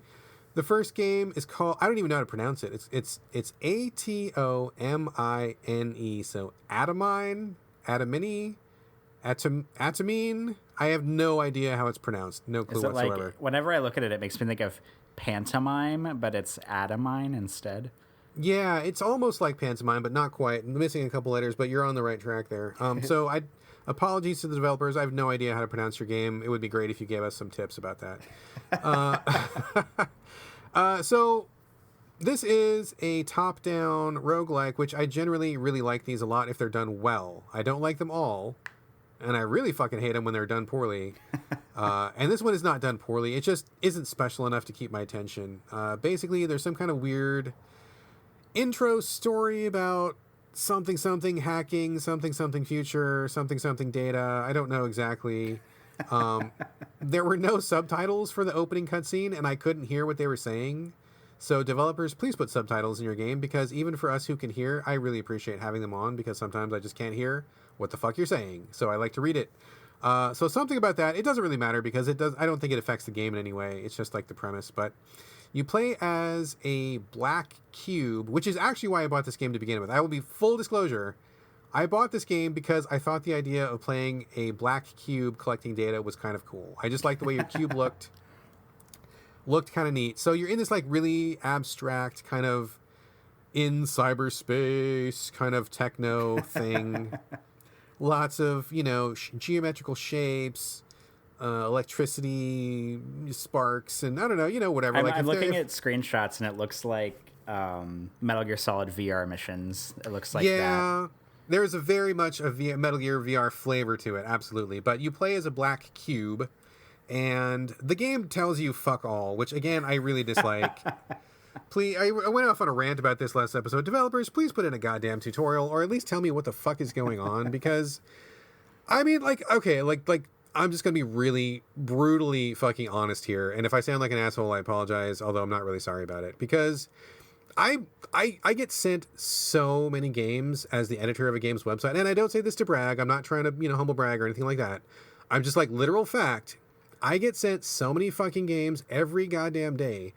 There is no possible way that not only could I play them, but like at our website, we have about 22 people who are actively writing for Game Critics. We don't even have enough people on staff with 22 people to play all the games that they send us. Like, I'm not even kidding.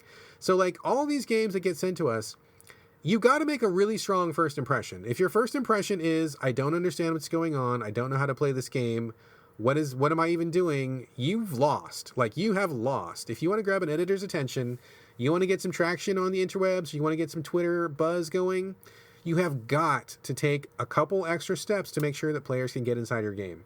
So, I mean, like, it's just brutal fucking fact. Like, we're drowning in games. There's no way to keep up. You've got to do something to stand out. And being the enigmatic, weird indie that nobody understands is not going to fucking win you any favors. So, there you go. Any developers listening, please take that advice to heart. So this is one of those where I don't understand what the story is.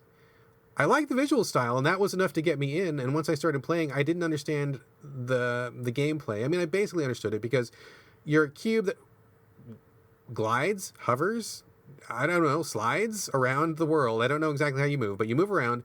It's very much like a Geometry Wars, or controls like a twin-stick shooter where you're moving on the left stick, shooting at the right stick, which is fun. I think those games are fun if they're done well. But it's not clear how you get upgrades. It's not clear how you change your upgrades. And the difficulty ramps up really, really quickly. And as far as I could tell, none of the upgrades were permanent. Like if you unlocked, like you start with a pea shooter, and then like if you pick up like a rocket, and so you start shooting rockets, which is cool. As far as I could tell, once you die, like that rocket is not unlocked. Like you just like start from like absolute scratch, which is kind of a hard sell these days because so many roguelikes or roguelites really give you a leg up by unlocking things and giving you some reason to keep progressing, even if you're not winning the game every time, but at least you feel like you did something. So if there's a way to carry that over, I don't know how. And once I picked up some power-ups, there was this weird thing where you had to go to a particular section of a level, and then all of a sudden it gave you these weird options with no text. It was just like pictures, and I was trying to figure out what it was. And after a while, I was like, oh, okay, if you rotate these symbols around, then it changes what your loadout is, but you have to unlock the thing first, I think. And then, how do I change it again? I don't know. I mean, I think I basically got the gist of it by the time I got done playing, but with that, like, cold open, plus how quickly the difficulty ramped up, plus the fact that I don't think I unlocked anything, I was like, dude, that's like 3 strikes, man. Like, I'm not gonna... I mean, I literally have so many other games to play, and I realize that, like, it takes a lot of effort to make a game. I realize that somebody spent, like, I don't know, a year making this or whatever. This is their baby. They had, stars in their eyes. They wanted to make it big, and this is their shot. Like, I get all that, and that's fine. I have sympathy for that. But the fact is, the games market is huge these days. You gotta do something better. You gotta be special somehow. You gotta stand out. And I just don't think that this game is hitting the mark. I feel like it's close. I feel like they're on the cusp of being kind of a cool little roguelike, but I don't think they're quite there yet. And maybe there are more features that I didn't unlock, or maybe there was something I didn't understand. I totally admit that. But at the same time, you made zero effort to walk me into your game, and I've got 10 fucking thousand other things to play. So I'm not going to, like, spend all day trying to figure out your game. I'm sorry, I just won't. So I bailed on Atomine. See, I don't even know how to pronounce your game, dude. Like, you got to tell me at least how to pronounce your game. Because how are you going to get word of mouth if people don't know how to pronounce your game? I mean, it's like square one. So anyway, I bounced off that pretty quick. I put about maybe 45 minutes or so. Any cues on that one? I don't think so. Yeah, not much to say on that one. The last one I'm going to talk about today is H1Z1 Battle Royale. Have you heard of H1Z1 in any context, Corey? Yeah, you gave me a code for this a while back, and I haven't played it. Oh, I did, didn't I? Boy, I sure did. Did you ever try it? Nope. You can delete it. It's fine. So H1Z1, I never played the original because I'm pretty sure it was a PC only game, but I think it was one of those open world survival games, kind of like a Tree Puncher, where you're trying to, like, get resources and build stuff, but there was also zombies. I never played it, and I only was, like, vaguely aware of it. And of course, like everybody else on planet Earth these days, they're trying to get some of that sweet, sweet Battle Royale money, which is going around. And I'm sorry to say, I think most people have just missed the boat on that. I think Fortnite came in, ate everybody's lunch, and I think that's probably as far as it's going to go. But these guys want some of that pie, so they've taken what I assume is the bones of H1Z1, which is third person, behind the back, open world, action, and they've put it in a Battle Royale context, which of course, as everyone knows, you are one person out of 100, and you want to be the last man standing, or woman, or whatever. Gender indeterminate's fine. And so I guess I just wasn't really clear on what this game was trying to do, because it seemed like a very bare bones Battle Royale, and knowing that H1Z1 was about zombies, I was waiting to see zombies in the mix, but I didn't see any. It just seemed like other characters that I was playing with, which I don't know why you would do that, because that's just like any other Battle Royale game. I mean, there's already PUBG, which this really looked a lot like, and there's also Fortnite, which is like the number one by a mile. So I don't know why you would release something that was a Battle Royale which didn't look as good, didn't control as good, and didn't seem to have its own unique hook. So I was a little bit confused by that. I jumped in, started walking around, got killed immediately, which is usually the norm for Battle Royale and me, and jumped back in another few times, and I found a car, and one thing that I thought was cool was kind of like PUBG. You can jump into vehicles and drive them around, which is neat, except for when I jumped in the car and I drove around, I tried to run over somebody, and it didn't kill them. It just kind of like bumped them, and they were unhurt, and they were still alive. I'm like, well, what point is being in a car if when you run over a dude, you can't kill him? That's like is that not the whole point? That seems the whole point to me. So it was dumb. I jump out of the car, and the dude shoots me immediately, because I just have accepted the fact that when it comes to Battle Royale games, literally everyone on Earth has better aim and is faster with reflexes and has a better gun than I do. That's just the way it goes. I am like in a field of 100 people, I am the first guy down every single time, which is fine. These are not my jam, but I figure I'll try them. I didn't see any reason to keep trying this one. It just seemed really rough. Seemed like it had no unique hooks. Didn't look fun. Didn't look great. And I'm like, with all the other Battle Royale games coming down, and with Fortnite currently the top dog, I don't see what these guys are trying to do with this game. It looks like a really sad, really unimpressive, like, also ran. So I'm really confused by that. Speaking of which, my son has convinced me to jump back into Fortnite. I did not really like the core campaign, and I only played a little bit of the Battle Royale mode, but he was really wanting to play, so I'm like, okay, I jump back in, and it's polished. It's better than it was. They've added a lot of stuff to it. If Battle Royale is your thing, I can easily understand why Fortnite is also your thing, and I can easily understand why it is the leader.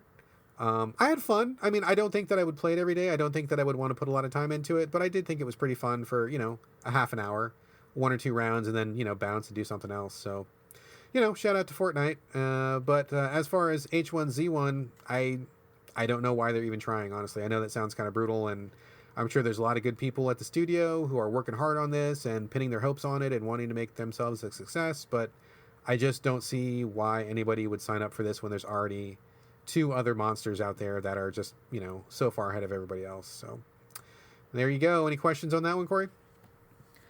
You already answered my main question, which is, can I delete this and not play it? And your answer was yes. So here we go. Yeah, delete that thing. You're not going to miss out on anything. There's no reason to even play it. So that's about it. I don't have anything else, and I think we should probably wrap up the show unless you've got anything else you want to check out there real quick. I'm A-okay with wrapping up the show. All right, cool. Oh, one more thing before we go. I want to give a big shout out to listener Laughing Buddha. He sent us a message, I want to say it was about a week ago, where he just said thanks for taking the time to do the podcast, and he enjoyed listening, and he appreciated that we, take time out of our week to do this and the effort that it takes to put it out. So thanks very much, man. I really appreciate you saying that, because sometimes it feels like, we may be podcasting into the void and we just do it to listen to ourselves talk, which is fine. I would listen to ourselves talk is okay, but I like it better when people listen, and it's always nice to get a message where someone is just taking a minute to say thanks, because it's just nice to connect with people who are out there, and it's nice to know that something that we're doing, somebody else enjoys, even in some small way. So thank you very much, Laughing Buddha. Really appreciated the message. And, shout out. Also, when I was talking to Michael about his brother, this is from Banter, so this is going to sound weird for people who haven't listened to Banter yet.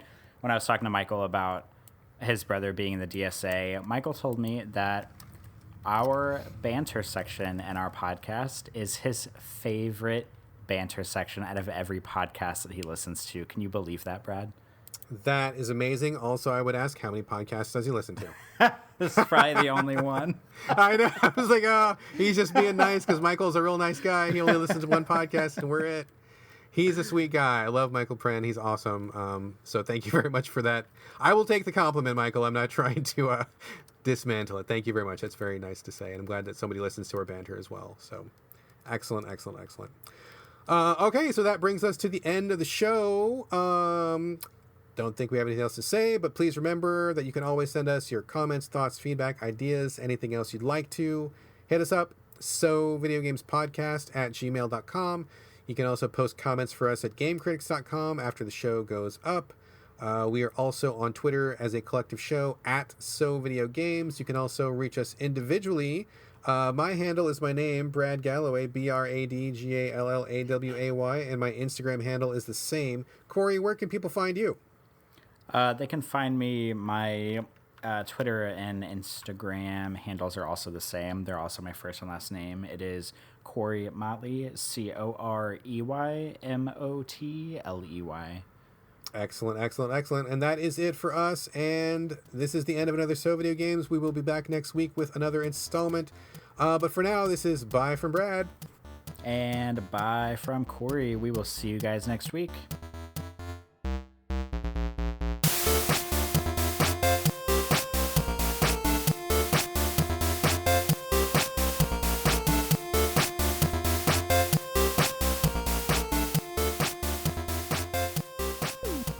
All right, dude. So we are back. We are recording. I just talked for a million hours about something that we can't talk about in the show. But would you, Corey Motley, like to start us off with some for general consumption banter? What do you got this week, man?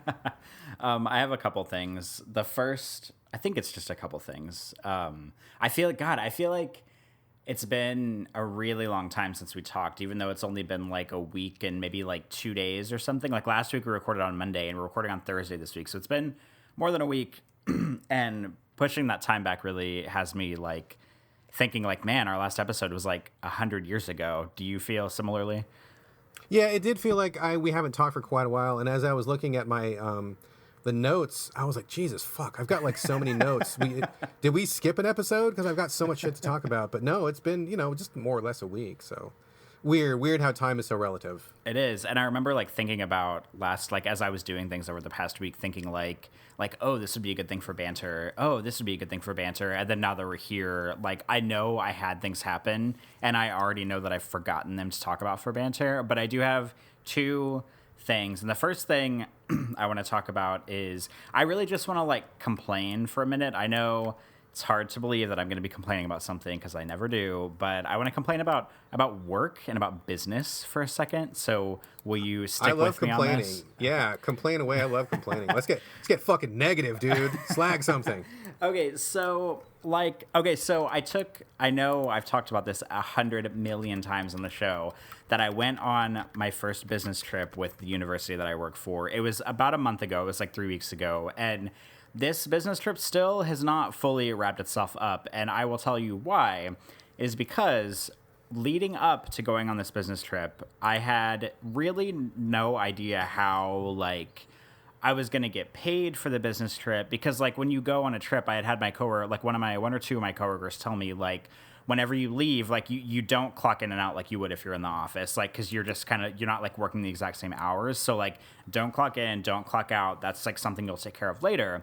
And I was like, okay, that sounds reasonable. So I leave, I go on the business trip. I flew out on Tuesday morning last month, and I flew out in the morning, got to Columbus. I went to some conference stuff that night because they had like opening events.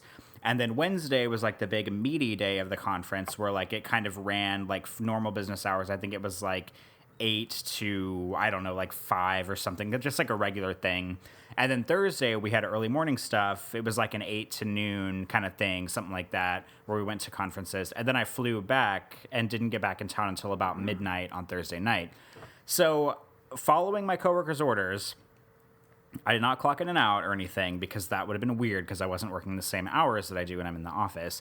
And I also, like, I don't have, like, a business, like, a credit card or anything for work. Like, I was told to just hang on to all my receipts and then, bring them back. And so this weird thing happened where, like, I got all my receipts, and whenever I was trying to figure out what to do with them, I had, like, 2 different people. It's just, like, this classic, like, business like pretzel of communication where it's like I had one person telling me, okay, we're going to do this with your expenses, and then I had another person telling me, no, actually we do this with your expenses. And so it was like one of the people that's like one of my delegates to work on my expense report like got started on all this stuff for me, and then like 2 days later somebody else in the office is like, oh, we actually don't need to do any of that because we're going to do it a different way. So it turns out I didn't need to keep my receipts or anything. And I got paid last Friday was my payday, and of course, because I didn't clock in or out for anything that I did for this conference, my paycheck was like not very big because I was missing 3 days of work on it. Because okay, yeah. Yeah, so like that problem did not get solved. And I mean, I know like part of it is like me not knowing what to do, but the other part was like before I went on my conference, my boss had emailed the woman who does the timekeeping for our office, and she did not email him back, which is great. Like, I feel like it is common sense that if you work anywhere where you have an email for your job, you need to fucking read your emails and send emails back. Like, it is that simple.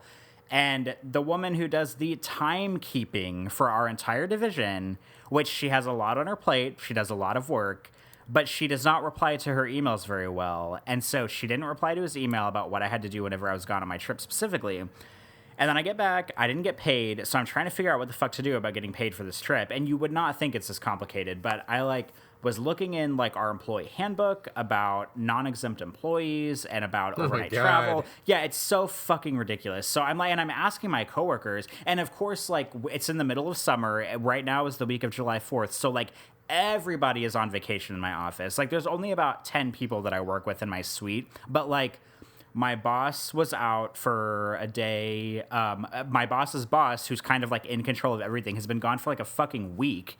And like some of the conduct officers are out, a bunch of like one of the case managers is out this week. And so like my resources are limited. So today I was like, okay, I'm just going to call human resources. Like, this is what I should have done from the start. So I call the HR department, and like, nobody wants to call the HR department. That's like one of the like least cool things you can do at any job. So I call them, and I'm like, hey, I just have a really basic question. Like, I went on a business trip. I didn't get paid. Like, I don't know how the hours work. I've read the handbook, but I need some clarification on this.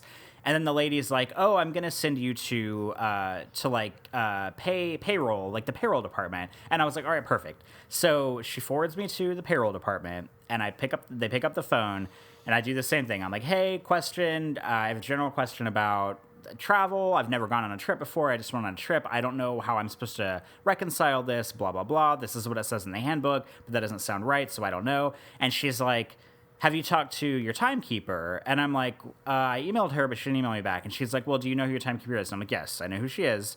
She's like, "Okay, well, you need to talk to her about that." And I'm like, "Okay, fine. Like, that's fine. I'll call her." So I suck it up, and I call the lady that does timekeeping at my work. And of course, she's not there, so I leave her a message. And then she calls me back like an hour or two later. And I'm like, "Hey, I went on this trip. Here's what the handbook says. I'm not really sure exactly what hours I should be logging for this because somebody in my department told me that I would only get paid the hours that I normally work during the office day. And because I work part-time, I only work 4 hours a day. But that just didn't seem right to me because, like, I was working more than 4 hours for this trip and I was traveling a lot. Right. So right. I was That's not like, free time. Yeah, I was totally. like, this can't be right. Like, I don't know how to reconcile this. And so I ask her, and she's like, "Well, actually, it's up to your boss." And I'm like, "Are you fucking kidding me?" Like, so I call like 3 people and then get redirected to my boss who was out doing DMV stuff today. And I love my boss. I don't want to make it sound like I don't like him because he's great. He's got my back. He's a lovely dude. And so, but the funny thing here is I go back to my boss and I say, "Hey, you'll never guess what info I came upon today. I found out that basically you have like the hammer, the decision that gets to decide how much I'm supposed to get paid for this business trip I went on."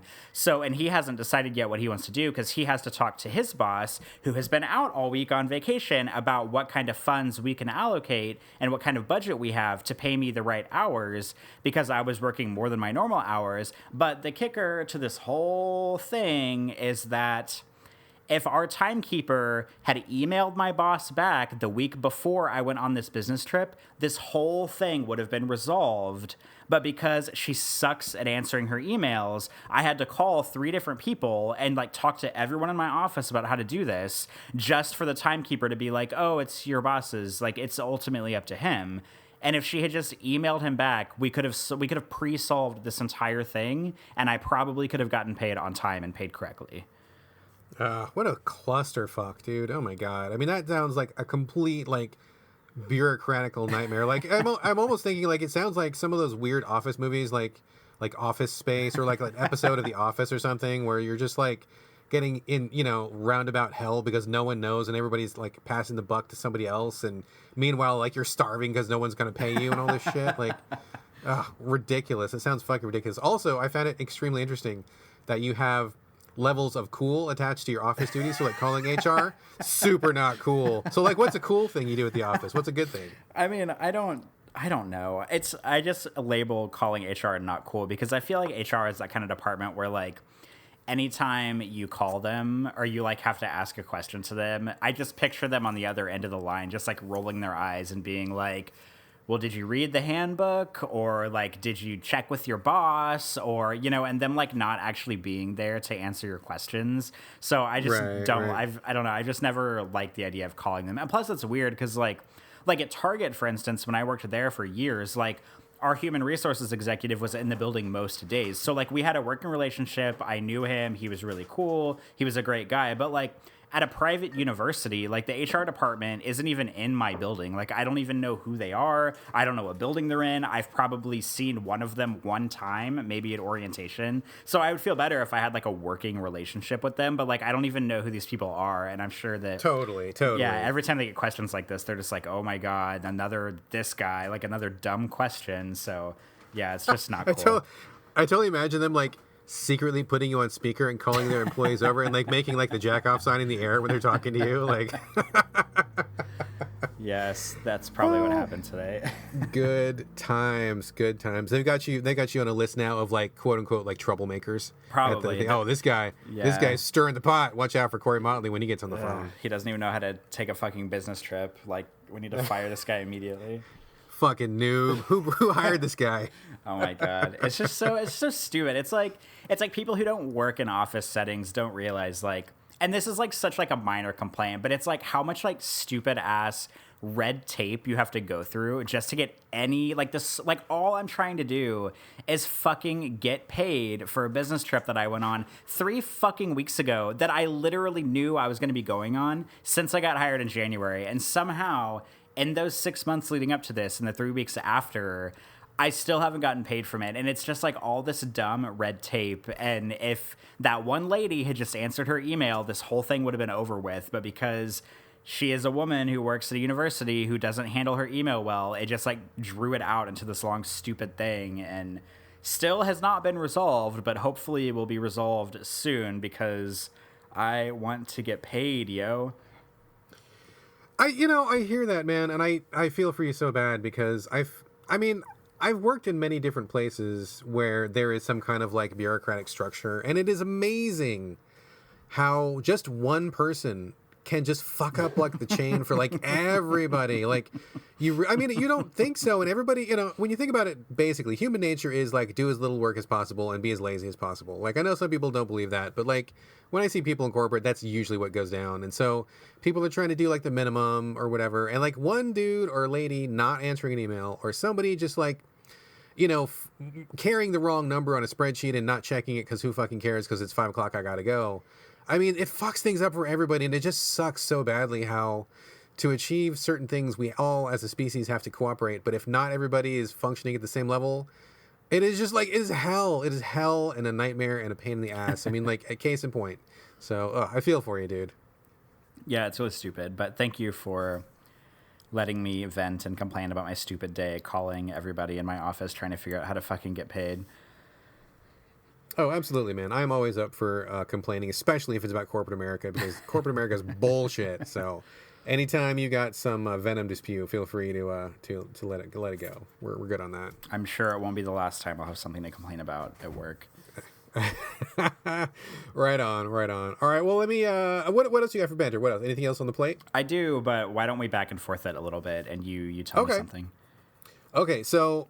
kind of crazy. I know, so we don't necessarily have to talk about this right now, but I know that I was bitching and moaning on Twitter about not having enough game time, which I think is definitely true. And, we can definitely talk about that at a later date. Hang on one second. My wife is leaving for the afternoon. I had to kiss her real quick while she's walking out the door. That's cute. Silent smooch. Anyway, so we can talk about that at a different time, because I feel like that's actually a pretty good topic I would like to discuss, like how we prioritize time and how games are valued in relation to the rest of our lives. But in the meantime, I will say that I have seen, I don't even know how this even happened, but I saw like a bunch of movies in between the last time that we talked. I never talked about the Han Solo movie, did I? Or did I? I don't know if you talked about this. I don't think that I did, because I still have it on my list of things to talk about, and I usually delete them after I talk about them.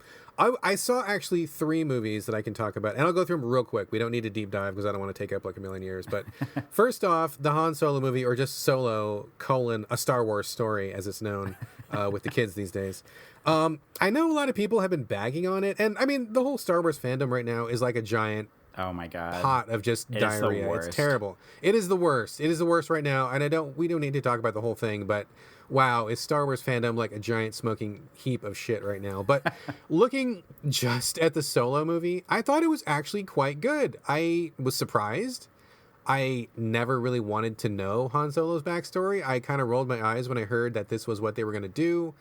And it had a lot of trouble in filming. They changed directors a couple times. A lot of script rewrites. Sounded like it was in trouble. I was bracing for the worst. And I got to say, it actually was pretty good. I got used to the new actor being Han Solo pretty well. He vaguely looks like what you would think a young Han Solo would look like. I mean, he's not like a clone of Harrison Ford or anything. And it's fine that he's not. And I thought it would be weird, but it stopped being weird pretty quick. And the script just had lots of action, and they were kind of doing some heists, and cool special effects, and I just liked everything that happened. I mean, it was good. It was good. I don't know why people were so down on it. I mean, I guess maybe there's a certain section of the fandom that just really wants a specific thing from Star Wars, and this is not that specific thing, and oh my God. But it was a good film. If you want to look at a film for, a little bit of escapism, 2 hours of explosions and thrills and near misses and, aliens. I'm up for that light movie entertainment. I don't need to consider the human condition every time. And I thought it was really good. I thought it was a great addition. I'm surprised it did so poorly. I think that probably has to do more with the timing of it. And the PR I thought was really poor for this movie. Because I don't know about you, but I thought this movie came out like 3 separate times before it actually came out. Like I was like, oh, is it out? Oh, it's not out. When's it coming out? I don't know.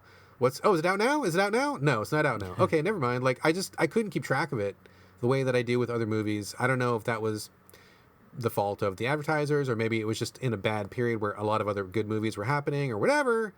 But I thought it was really good, and I was kind of sad to hear that because this one didn't do $1 billion, that all of a sudden they're reconsidering all the other Star Wars spin-offs that they were talking about, because I would have been up for that. I'm fine with a Star Wars movie that doesn't advance the Skywalker mythology. I'm fine with something set in the universe or set in the galaxy, maybe using some of the same ideas but using totally different characters.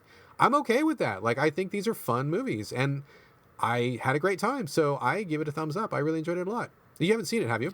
Or have you? I have not. I probably won't see it, but which is interesting because I'm not even really like a big Star Wars fan, but I've seen all of the newest movies. Like I saw The Force Awakens, I saw Rogue One, I saw The Last Jedi, but I haven't seen Solo, nor did I really plan to. But I did see, like, it's weird because, like, the movie went through, like, development hell because they had a couple of directors on it, and then the directors got fired, and then Ron Howard took over directing it and kind of, like, mishmashed the stuff that they had recorded before with the new stuff that he was doing.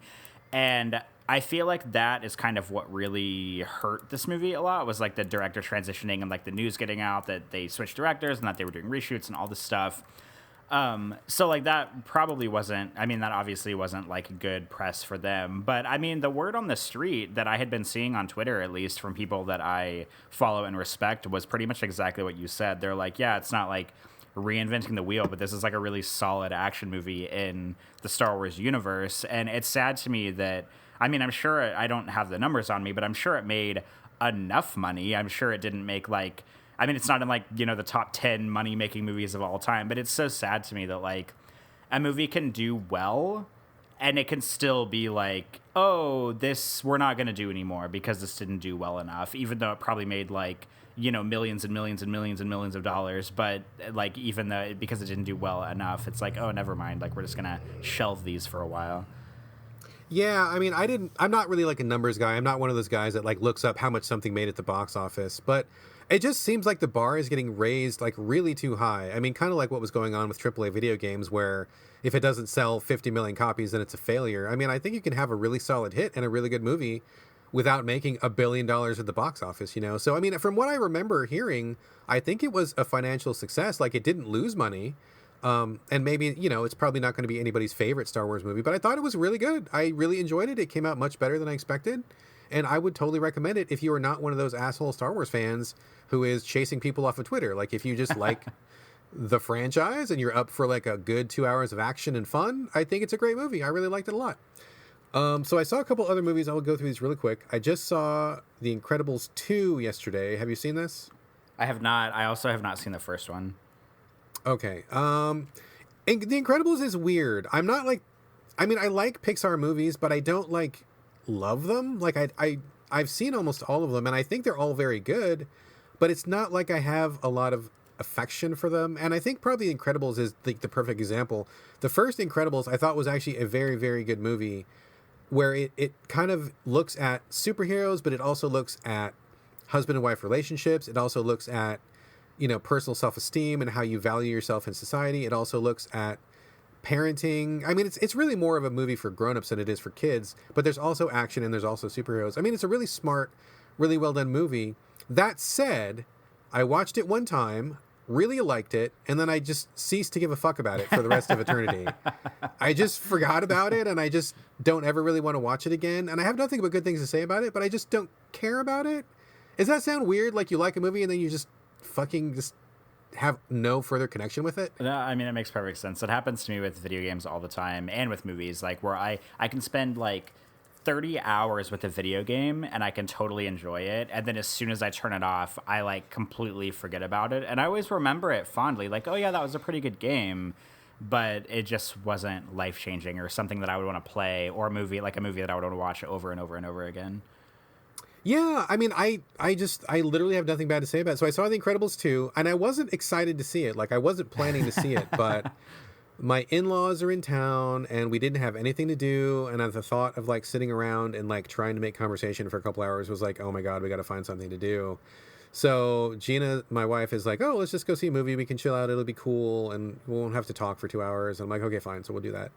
And, I mean, it was good, but I just don't give a fuck about it, but it was still really good. It was, it's like exactly what you expect. It's more about the family. They do some superhero stuff. They talk about the role of women in the workplace and how women can have an identity apart from men and how the dynamics of that. And then they talk about like perception versus reality in terms of today's media. I mean, there's like good issues that are going on, and there's some good discussion, and there's also some funny action, and I enjoyed it, but like I just didn't feel touched or like it was relevant to me or like I even cared. But it was a good movie. Like there was nothing wrong with it. I thought it was really good. I just didn't give a fuck. And if I don't know, it's hard to describe. I walked out of the theater. 10 minutes later, I had totally forgotten I had seen it, but I enjoyed the time that I spent there, if that makes any sense. There's got to be, like, we need to invent a word for this, or maybe there's a word out there to express this emotion, because it's not foreign to me, but it's hard to explain. Yeah, it's really difficult, and I don't want to sound bad on the movie at all, and I thought it was quite good, but I just didn't care. Like, I don't know why. Nothing about it really registered with me. So I do recommend it if you like The First Incredibles. The First Incredibles is really good, too. I think Pixar movies are really good. I don't know. It just didn't, it's not something that's going to stick with me for whatever reason. And that's not to say that there's something bad about it. So anyway, I do give it a thumbs up. I thought it was enjoyable. Now, the last one I want to talk about, Ocean's 8. Have you seen this? I haven't. I saw you tweet about it, so I already know what you think about it. But I'm interested in this movie, but I did not see it. So I was not interested in this either, but my wife really wanted to see it. And I'm like, okay, that's cool. You know, like sometimes we both agree on a movie and we can just go and it's fine. Sometimes one of us wants to see one more than the other. And so, all right, you see this one and I'll go with you next time I get to pick and we'll go back and forth. Whatever. It's all a process. So she really wanted to see Ocean's 8. I was not excited to see it, but I'm like, that's fine. I'll go with you and whatever. That movie's terrible. It is a terrible film. I think it's awesome that there is a movie where it's basically all women. It's all super girl power, and it's all, Hollywood stars, which is cool. I'm all about having more women in movies, about having women lead movies, about having women, traditionally take on roles that, in the past would have been given to men. Like, I'm down. Like, I'm down. I love the girl power. Like, I'm all about the ladies. I love it. But this just was not a good movie. Like, it was just a very poor film, and I'll tell you why. Now, you already know this, but I'll repeat it for people who didn't see it on Twitter. So this is a heist movie. Sandra Bullock plays a character who has just gotten out of prison after 5 years. The entire time she was in prison, she was concocting this scheme to rob a museum of these jewels. So she gets out. She has a plan. She collects her crew. Everybody in the crew joins up immediately with no fuss. She has the plan, and everybody agrees to the plan. They put wheels in motion. They execute the plan. The plan goes off without a hitch. There is no problems. They don't get caught. No one messes up. No one is a traitor or a backstabber. No one double crosses anybody. They steal the jewels. They get rich. The end. Like, literally, that is exactly what happens. There is no conflict. There is no danger. Now, it would have been nice to have a car chase or a gun battle or somebody punching somebody. And if they wanted to avoid that, like, I get it. That's fine. But there was no action of any kind. No one was ever in danger of getting caught, or there wasn't even any like close calls. I mean, this is a heist movie, and I think most people would agree that one of the good things about a heist movie is like when something goes wrong, like when the plan goes off the rails and then the people in the movie are scrambling to improvise or to, patch things up immediately, or if somebody turns out to be a double crosser, then there's like a wrinkle in the plan and something. I mean, that's what a heist movie is fucking all about. Like, you don't watch a heist movie just to watch them say, here's my plan, we did the plan, and now we're rich. I mean, there's no conflict there, and conflict is what movies are about, whether it's person versus person, person versus nature, person versus politics. I mean, there's got to be some kind of tension or struggle, or else what is the movie even about, right? And so not only was there no tension and no danger and no action, there wasn't even any comedy. Like, there were no laughs in this movie. I was like, at the very least, please make me laugh, because they have several talented comedians, like Mindy Kaling is on the show, and I have like the biggest crush on Mindy Kaling. I love her so much. And then they had Awkwafina, who is pretty funny, and they had, I mean, like, everybody in that movie was like a star of some sort, and it's like there was nothing clever happening. There was no jokes. There were no funny, like, oh my God, I can't believe they did that, wink, wink. I mean, there was like literally nothing was going on. They got together, they talked about a bunch of stuff, they did the plan, the end. And I was like, I got to the end of the movie and I'm like, what even happened? Like, nothing even happened. It blew me away how poor the script was and what a dull movie it was. So my problem is not that women were in this movie at all. My problem is that the person who wrote this script had no idea what makes a good movie, especially not a good heist movie. I thought it was a terrible film. I thought it was extremely boring, and I do not recommend. Well, something that bothers me about this whole, like, because I mean, obviously, I'm in the same boat as you. I mean, I enjoy seeing women-led films. I'm all for the idea of like women, doing the whole like gender reversal thing for movies and stuff. But something that bothers me a little bit is whenever you have a situation like this and the movie is full of women. It's all about like women empowerment. It's the whole like gender role reversal thing of a movie that's come before it.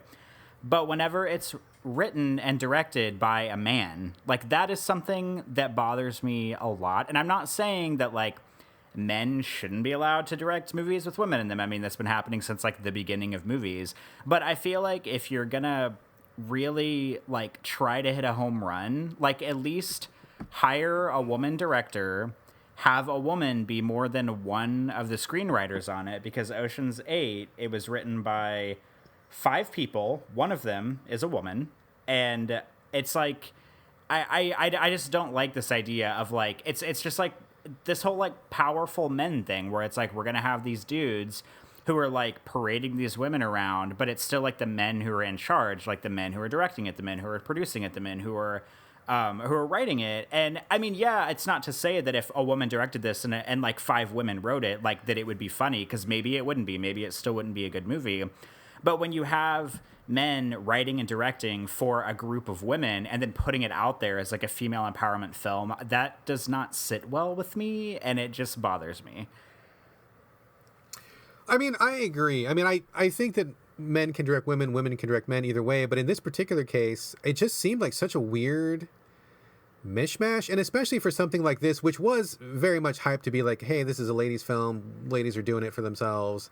This is girl power. And we're not going to be naked. And we're going to be in all the big roles. And I'm like, cool. But yeah, I mean, I think you're onto something there, because there was just some kind of really fundamental disconnect between like the raw star power. They had like literally every big leading lady in Hollywood was in this film, and the movie was inert. It was so DOA. I mean, either the dude had no idea what to do with these ladies, or they just couldn't punch up the script. I mean, something about that was wrong. They would have probably done better to have a really smart lady. I mean, there's plenty of good women directors in Hollywood. They could have had one of those, and hopefully, I mean, it wouldn't have been worse. It could not have been worse. It could have only been better. So yeah, I mean, I agree with you. It's just, what a bad movie. And it sucks, because it would have been amazing if this movie had been great, because then it would have just been one more piece of evidence that women are great in movies. They don't need to always be second fiddle. But this movie sucks. And it sucks that people will be like, this movie's terrible. And I think a lot of people will probably say, because of women, but I don't think it was because of women. It was like poor direction, poor script. So, the whole thing was just like a real clusterfuck. It's just really too bad. Really too bad. I'm really sorry to hear that. Oh, I am sorry to tell you, but okay. So those are my three. Those are my three movie things. You said you had something left on your agenda. What else is on your banter plate? I have one more thing, and this happened like a week ago, so my memory of it will already be fuzzy because I am not good at remembering things that far back. But I went to my first Democratic Socialists of America New Orleans chapter meeting last week. Oh, okay. So how was that? Well, so this was more of like Patrick wanted to go and I went with him. That's not to say I'm not interested, because I'm definitely interested in like socialism and stuff like that. And like democratic socialists and whatnot. Because like the DSA is kind of doing a lot of, big things to forward socialist movements in the United States. And Patrick had been expressing interest in wanting to go for a few weeks. And we went to they had a committee meeting, and neither of us really knew what we were like getting ourselves into whenever we went. But we went to I think it was called the Political Education Committee, if I'm not mistaken. And they have several different committees, all of which we didn't really know what they were until we got there. So we get to this meeting. We have no idea how many people are going to be there. Like, we were worried that it was going to be like us and like two other people, or that it was going to be us and like 150 people. Like, we had no idea what we were getting into. So they have a meeting at this church, like during its off hours in one of the conference rooms. We go, and it ends up being like when we walk in, it's us and two other people, and we're like, oh God, like this is going to be weird because neither of us know anything about anything, and these people are going to think we're like lifetime members and want to like, pay a bunch of dues and sign up for life and all that stuff. But luckily, after a little bit, a few more people showed up. So it was about maybe like 10 people or so, and there were about 5 of us there, that it was our first meeting, and you could tell that all of us, that it was our first meeting, we really had no idea what was going on, because basically the committee meeting was them like planning future stuff for future meetings, and it wasn't. Oh God, yes. It was not like a good point of entry for us to go for our first meeting. But I'm guessing I didn't look up the chapter info or anything before we went. Like, I kind of depended on Patrick to get all that sorted out, and he either didn't put enough time into researching it, or he just said, hey, there's a meeting tonight, I saw it on Twitter, let's go, like what can we lose? And so it ended up being kind of weird, because it was like half the people there were like really serious, and you could tell that there were 2 co-chairs who were like running the meeting, and they were like, it was kind of like comedically serious, because like one of the guys who was running it looked like he was about 22, and he would like literally do like motions. Like, he'd be like, oh, like, can I get a raise of hands for people who want to accept this proposal? Does anybody reject it? Does anybody have any thoughts? And it was just very like formal and like kind of a hilarious way, especially because one of the co-chairs looks so young. It just made it funnier for me. And he like at the beginning of the meeting, he like brought up to the other co-chair, they had like little handouts that had the agenda on it. And he was like talking about moving like the agenda items around, and he was taking it like so seriously. He was like, oh, I motion to move the agenda items around. Like, does anybody have any like input or something? Like, but the way he worded it was so like official, and it just cracked me up, because he probably could have just been like, hey, I'd rather discuss them in this order, and it would have been over and done with. But he was like very official about it. And so, I didn't really like learn a whole lot. Like, once we got toward the end of the meeting, there was like one guy in there that was asking a bunch of questions who was new, and I was very thankful that he was asking a bunch of questions, because like they were the kind of questions that I wanted to ask, but he was just asking them first, so I didn't look like the silly guy in the room. But toward the end of the meeting, I raised my hand and I was like, okay, this seems like a good opportunity to talk about like how many committees there are, what the hierarchy is, like what's going on here, like who everybody is, like what chapters there are, when everybody meets.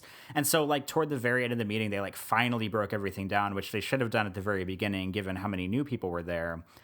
But I don't know, it was like interesting. And I guess on Mondays, like on the first Monday of the month, they have like their general meetings that have everybody in them. And that's the meeting that like Patrick and I probably should have gone to start, because it would have been like everybody there. And I think that Patrick and I and like one other couple that were there were kind of under the impression that the meeting was going to be focused more on like, I don't know, on just like radical socialism, like, taken to the streets and, doing like getting people into socialism and like that kind of stuff. But it really like wasn't like that at all. So it didn't seem like they were trying to like super actively recruit, which I thought was interesting. But I also don't think the committee we went to, that was like their job to do that. Like, they were the political education committee, so they weren't really like part of like a recruiting committee or like recruiters or anything like that. So we were just kind of in over our heads a little bit. But the most interesting thing, and this is not even like super related, is that one of the co-chairs from it, not the serious young guy, but there's another guy. Whenever we first went around the room and introduced ourselves and kind of talked a little bit about our background, he introduced himself and he said that his last name was Prehn, Prehn. And I was like, that last name seems awfully familiar. And it turns out, and I discovered this after the meeting, that he is the brother of Michael Prehn, your what's the game that you played all the time with them? Warframe aficionado, Warframe, your Warframe extraordinaire. Friend. Yeah, and I talk to him on Twitter every once in a while now. And so, like, I DM'd him on Twitter, and I was like, you wouldn't happen to have, like, a relative who might be in the DSA? And so, like, we kind of came to the conclusion together. And I just thought that was so funny. It was, like, such a small world moment. And it took, like, I just wanted to, like, tap him on the shoulder in the meeting and be like, hey, your brother listens to my podcast. Like, because I just thought that would have been so funny. But it was just such like a small world moment because I knew that Michael lived close to New Orleans. So I don't think he lives in New Orleans, but he's like somewhere in the area. And so his brother is a co-chair of a DSA committee. And I just thought that was such an interesting, like, small world moment for me. That is hilarious. I mean, yeah, totally small world. I mean, who knew that, like, the guy who taught me basically everything I know about Warframe ended up having a brother who was in the DSA, who you met. That man, I mean, talk about like, 6 degrees of Kevin Bacon or whatever. Like, totally. Like, that's amazing. That is amazing. It's funny you bring up. Sorry, I just knocked a bunch of shit over. Sorry, apologies. It's fun. I'm okay. It's fine. It's funny that you bring up the DSA though, because I don't think I ever mentioned it, but we went to a DSA meeting a while ago. I think David Roberts was working from Games Radar. I don't know what he's doing now. David Roberts is a cool guy. David Robots, you mean? David Robots Roberts. Yeah, exactly. He's a nice guy. Like that dude a lot. But he is involved in the DSA pretty heavily, and he got me to go to one of the meetings, which, I mean, I'm all for it, basically. I mean, I think the system of government in America is really corrupt and broken, and we need to really revise things and get things going, and there's got to be a better way, et cetera, et cetera. So I'm all about that. And we went to kind of check it out.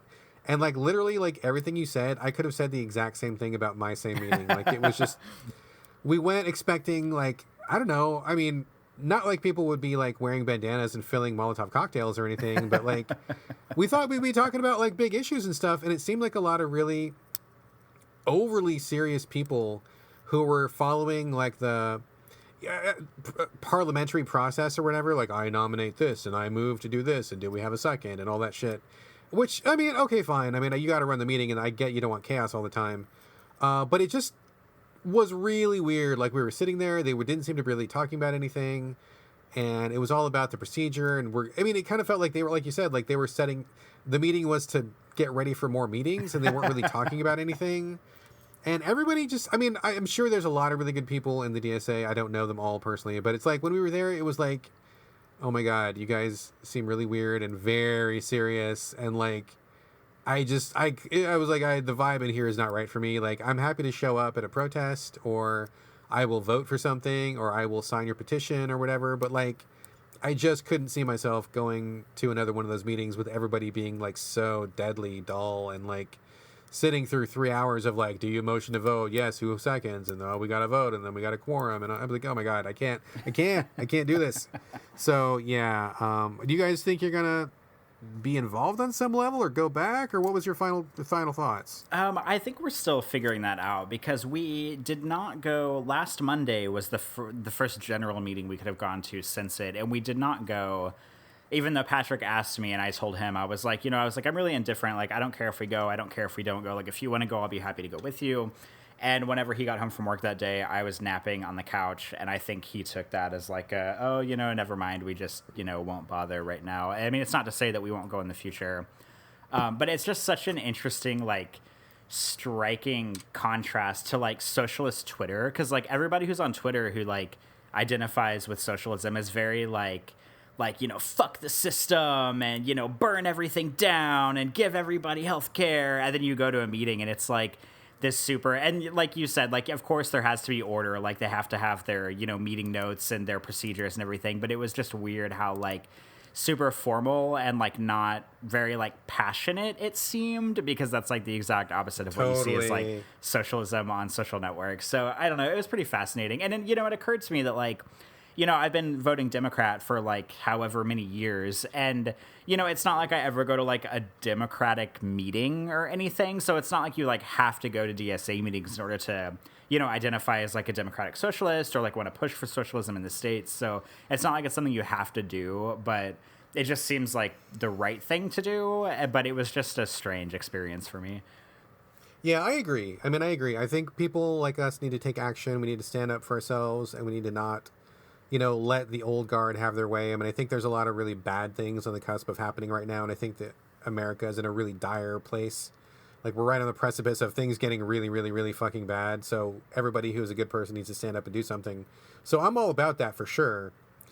But I just didn't get the sense that I was doing anything by sitting in a meeting, having a lot of people stare bored, and then we're voting on who's going to collect the money to make bumper stickers for the next month meeting. Like, I was like, this does not feel like a good use of my time. I feel like there's got to be something else we could be doing. And I get that organization is important, et cetera, but I don't know. Maybe I went on the wrong meeting night, or maybe who knows. But yeah, I'm right with you. I felt like I just wasn't feeling the energy there. So anyway, I do support that stuff in general, and et cetera.